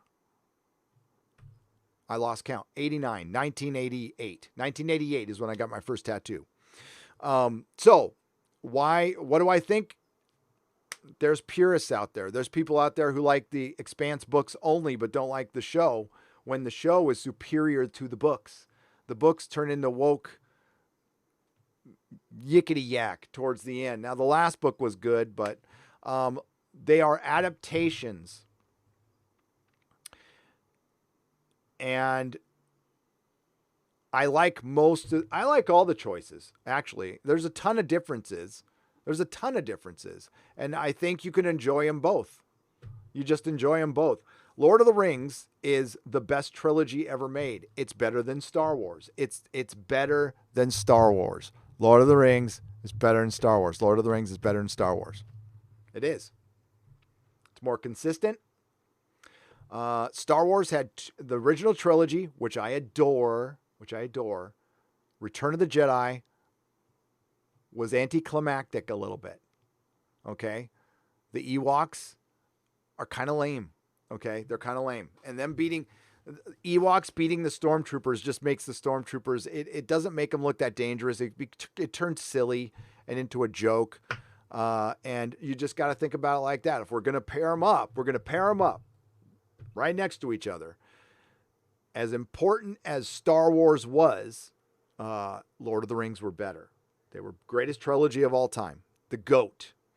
Ryan DeLucci for $4.99. Moving to Austin is like going to the best steakhouse in town and ordering a salad. Anyhow, California will suck more without you. Aw, Godspeed, buddy. Ryan, I want to make sure I don't think I'm going to regret the decision, because I'm not happy about it. But I don't want to live. You know what? I really like the two-party system. I do. I think there's checks and balances. I wish there was more. I like it when the pendulum swings. I like an evolving government, and we definitely need both parties. I don't like it when one party is just completely in charge. It's just like having a monopoly. We don't get any innovation. We don't get anything. We get a lot of the same. We get sameness. Complacency, which kills the spirit. Release the Lord and Miller cut. LOL, JPRPH1. That's funny. $50, Forgotten Quill. The reality of Texas is that it's hot, humid, and hurricane friendly, whose economy rises and falls with oil prices. But truly, do what you must. So sorry for your situation. Your frustration is close to real life. I have no mouth, but I must scream. Forgotten Quill, yes, that is the truth of any state, really. California, thank you for the $50. California economy rises and falls with water still. We still have a huge agricultural base. Hollywood's Hollywood. It'll be fine. But San Diego, as far as identity-wise, is a blue-collar town. Kinda. It's a very blue-collar town. There's no real industry there. It's a military town. They got some stuff, but it's just, it's not driven by like a Hollywood or Silicon Valley. It's got a biotech center there, but they lost that to Northern California too. So most of California is like that. Silicon Valley and San Francisco, they're now going to be affluent, and that's the way it's going to be. But the whole state economy is going to rise and fall with the country's economy. But Melissa works in an economy-proof, a recession-proof business as long as she's allowed to open. Women always want their hair done. People like to look good because it's healthy. It's good for you. It's good for you to want to look good and you don't have to look like Adonis or a model, but you want to feel good about yourself. There's nothing wrong with that. She helps people feel good about themselves, and that's why they love her. Okay. And funny books are always on the brink of destruction. Always have been. But it's really going to happen now. So I think I am comfortable going back selling comic books my way as long as the channel's going. And that's why I'm going to try to jump on it now, because who knows how long this is going to last. Mike, I could have pissed off everybody with my political rant today. I don't know. I'll find out after the live stream. Michael Henley for $10. Thank you for the sticker. Zero Depressive for 100 Rons. I have to step in. Gary, sorry, but apart from being poorly written, it places Snowpiercer in places. Snowpiercer is not really woke so far. Okay. I don't have any expectation from it, but I can tell you they put some effort into the production. Okay, cool. I don't know if I'm going to see it, guys. I mean, a lot of people are asking me to watch Snowpiercer, and that's great. That's great. I didn't like the movie very much. I thought it was good. People were hyping it up like crazy, and that was part of it. And I went and watched it, and I went, the concept was a little, it probably would have worked better. And who knows, maybe it was based on an anime. If it was anime, it would probably work better. Real life, I don't know. I didn't like it. I thought it was okay. I just thought it was okay. So it didn't make me want to run out and watch the series. I might check it out. But as far as, we all have different views on what is woke. And woke it might not be woke, but it might be filled with intersectional feminism. And those are two different things. Or no identity politics, but it's like got anti-Orange Man allegories or, I don't know. We'll have to see. But I haven't heard it's totally woke yet, but except for that one guy.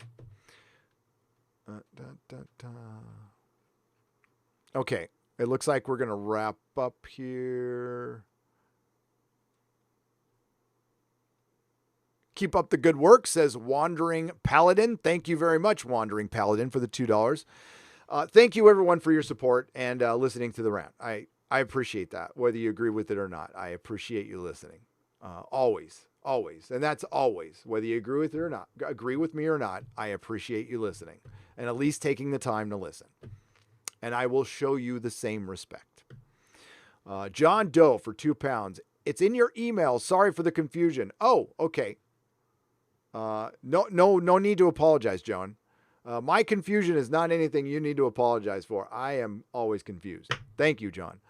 Drury Nitpicker for $4.99. Hail, Gary. I've been MIA. I know why you've been MIA with work, but I've been listening. Hail and congrats on 25,000 on Nerdrotic Live. Keep up the good fight. And you too, Drury Nitpicker, and I know what's happened in your life. And listen, I'm just glad to see you. I'm glad to see you're okay. And you keep working, buddy. Peppermint oil capsule for £2. Mr. Beak sent you an email. Really hope you don't mind. I don't mind at all. You can send me an email at gary@nerdrotic.com and I will try to get to it as fast as I can. I am getting majorly caught up. I have gone through a couple thousand already. So we're getting there. We're getting there. Texas will be overpopulated when Cali moves there. Just another guy for $2. Yep. Oh, and there's going to be a mass exodus. Like, no joke. The people who have the ability to move will be moving quick. And I'm moving within my entire family.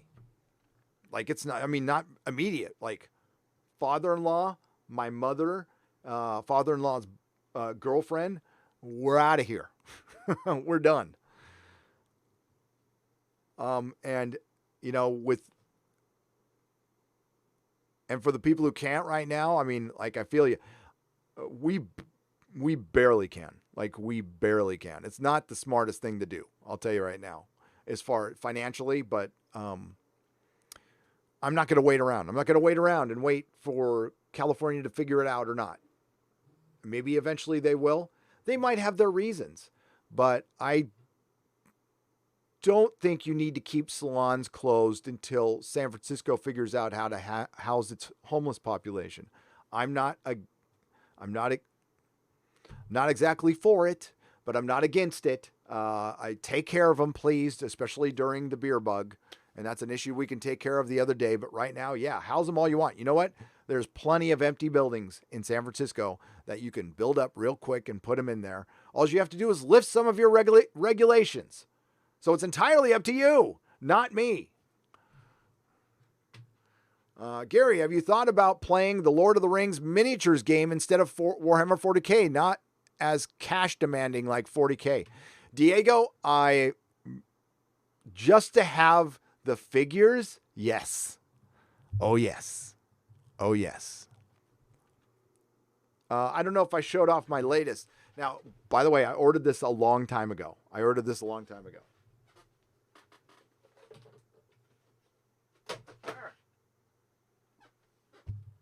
Oh, no. Where does Crown go? Hang on.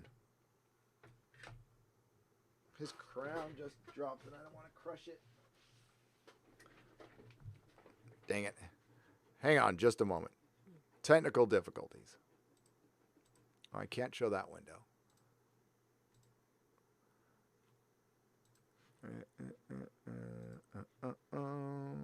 This is more work than it should have been.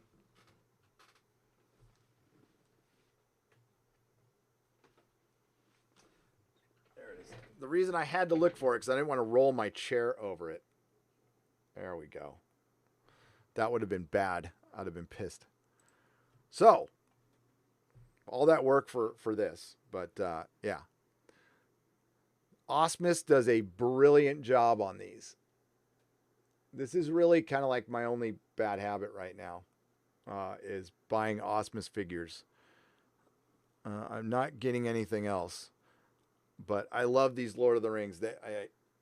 I saw them for the first time at Comic-Con 3 years ago. I couldn't believe how good they looked, and they look even better. The sculpts are amazing, amazing. And if you buy them early enough, they're relatively affordable. I mean, relatively. Michael Henley, thank you for the $10 and the thumbs up and the sticker. I appreciate it. Lady Gravemaster, Gary, I emailed you. Just let me know. Thanks, Lady Gravemaster. Yeah, it'll be once we figure out what the hell we're doing with the salon, because we're just waiting. Melissa just got home, so you want to know the weirdest thing? So Melissa she's been selling these color packets to people so they can color at home, and she gets on the phone with one of her clients, and so she's talking to the client, and then the client's all, "Are you Mrs. Nerdrotic?" And this is a client of hers for a long, long time. And she's all, "Yes." And he never put together that so he's been listening to me and he's been going to Melissa, and he didn't, but he heard me say Melissa, and he's like, "Wait a minute. Are you Mrs. Nerdrotic?" She's like, and she gets pissed. She's funny. She gets like fake pissed about it. She's all, "Yeah, I love being Mrs. Nerdrotic," which I started to like for anonymity at first, and then it just kind of stuck on. But like Melissa, her nickname is Bossy Boots. So I'm sure she just loves being called Mrs. Nerdrotic. That's why I keep it up.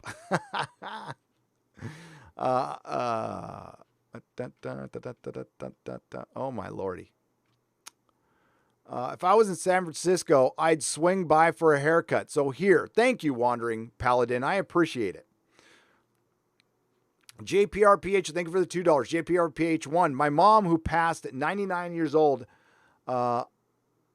in 2018, was a licensed beautician, so I have a soft spot for that situation. All of my best to Mrs. Nerdrotic. Thank you, JPRPH1. Oh, she was a licensed beautician. Oh my gosh, she was 99. I'm sorry for your loss, buddy. Keith Harvey for $9.99. I moved to California from California to Huntsville, Alabama, and love it.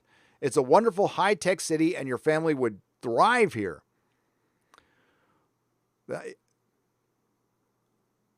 Yeah, it just sounds so good when I hear it. But we will. The scouting, it's already begun. Hashtag Cal Exit has already begun. The scouting will happen. Hail from Spain. Love your channel. Keep it up. Thank you very much, Comics Librarian. And hail in Spain. Hope you are doing well. We love Spain. Echo Watt, welcome to the Jaloja level. Alpha Omega Records for $5. Never apologize, Gary. We love you for your honesty. So many of us can relate. Keep it going. Thank you. Well, I won't. Listen, I'll drop it. Okay. I mean, like, when we get back to work, I had to say my piece, but we'll talk about the pop culture stuff. I won't yammer on about it too much longer. Hail, Gary. I love everything you do. Did you see YouTube copyright claimed Michael Moore's new movie Naughty Dog style? No, cannibals, LOL. Hashtag new 52 rant. Oh, yes. No way. That's hilarious. Mass exodus will be everywhere. Imagine New Yorker. Oh, Butter Biscuit 92. You are not wrong. You are not wrong. It's going to be, the exodus is going to go into the country. It's going to, like, you're going to see people fleeing the coast right to the center. Kind of like where the country is right now. You're seeing it happen physically, right? But also as far as tone, you're going to see everybody go to the center where they belong. Gary, I may have missed your thoughts, but excited for Strange New Worlds? Like what I see from Pike and Company could be good in tone if tone is like teaser suggests. I haven't seen the teaser, MS. Is there a teaser? I haven't seen it, but no. I've actually recorded a video. I meant to put it out 3 days ago. I mean, let me know if you still want it. About my thoughts on the whole direction of Star Trek. But essentially, it's abandon all hope. It's going to suck. I'm sorry. I don't want to lie to you guys. I'm not going to apologize. I don't want to lie to you guys. I have seen Alex Kurtzman's Star Trek. You have a better chance. You have a better chance of getting struck by lightning twice while you get the beer bug and get a copyright strike by Naughty Dog, even though you don't put anything on the internet. Anyway, than there being good Star Trek. And we're going to have to end it there, folks. If I missed one, I'll add it on to my Super Chat Square Up. I do have to run. I am way late on this one. I have to get to the bank before they close at like 4:30 or whatever it is. Despite Texas having a meh capital city and too many Bolsheviks, this is a fantastic place to live and have a career. Coffee coming back to you. Thank you. A former Illinoisan, is it an Illinoisian or Illinoisian? Can thrive here, as can you. Thank you, Bruce Lombardo, for the $9.99. I appreciate you. And thank you, everybody in the chat. And yeah, I don't know what you guys had to go through today, but thank you to the wrenches. Thank you, according to Christy, Lady Gravemaster, Matthew Matson, Nihilus Shadow. Thank you for all you do. I appreciate you. And Eric K. I'll figure out what was going on. Yeah, I cannot, I don't catch everything. I got to keep my eye on the prize here. So I'm grateful for you guys. I'm grateful for everyone. Thank you for the super chats. Thank you for supporting me. Thank you for 245,000 subs and 25,000 subs, because it's all you. It's all you guys. So let's keep this fight going. Next live stream will be tomorrow. It'll be a very short morning nooner. We'll just do like an hour and a half, just talk about the news. And then it's Exozone on Doomcock's channel, I think at 3 p.m. Pacific time. I am working on a video. By the way, big shout out to Az from Heel versus Babyface. The bagging and boarding live streams, people love those. I mean, my inbox was full of people going, please do that again. So it's bi-monthly. Sorry, I keep getting that mixed up. Bi-monthly. So every other Tuesday on Ayaz's channel, we're going to bag and board. All right. And we just talk shop. Until next time, let's see. Friday Night Tights with Yellow Flash is Tuesday. And I'm working on some guests for future episodes. What else? Nerdrotic. Oh, I'm on Spotify. So if you want to listen to this as a podcast and you have Spotify, search Nerdrotic. I'm there. Also on iTunes. Best place to go, though, is nerdrotic.com. That's where I back up everything. There's a Patreon, memberships, and I do stuff over there, and it's different stuff. So, yeah. Oh, and Instagram. Mrs. Nerdrotic. She pretty much runs the Instagram, but I partake in it a little bit, too. She does swag Sundays, so you can get like beanies and t-shirts and stuff if you follow us on Instagram, instagram.com/nerdrotic. Thank you again to everyone. I hope 52 Action Comics #1 will go up in price. Do you know a decent place to go to get all the books for Death in the Family? Yes, Snell, go to SoCalComics.com. Their pricing is a little better than Mile High. And if you want the single issues, if you don't see it on their site, you email Jamie Newbold, the owner. You tell him I sent you. I don't know if it'll get you a discount. He might charge you double. I don't know. But just tell him I sent you. And I said that Jamie was the best comic shop owner in the business. Butter his muffin a little bit. And I'm sure he'll give you a deal on them. If he doesn't have them in the store, which I'm sure he does, he can find them. So SoCal Comics, Southern California Comics in San Diego. That's where I would recommend anybody go for your back issues. And tell Jamie Newbold, the owner, that I sent you and that he is he wrote a book on collecting. It's on Amazon. I think it's still available, but tell him I'll call him soon. I haven't talked to him in a while. So, all right, everybody, have a great day. Please like, share, and subscribe. Not all who wander are lost, and may the wings of liberty never lose a feather. Open California, Newsom.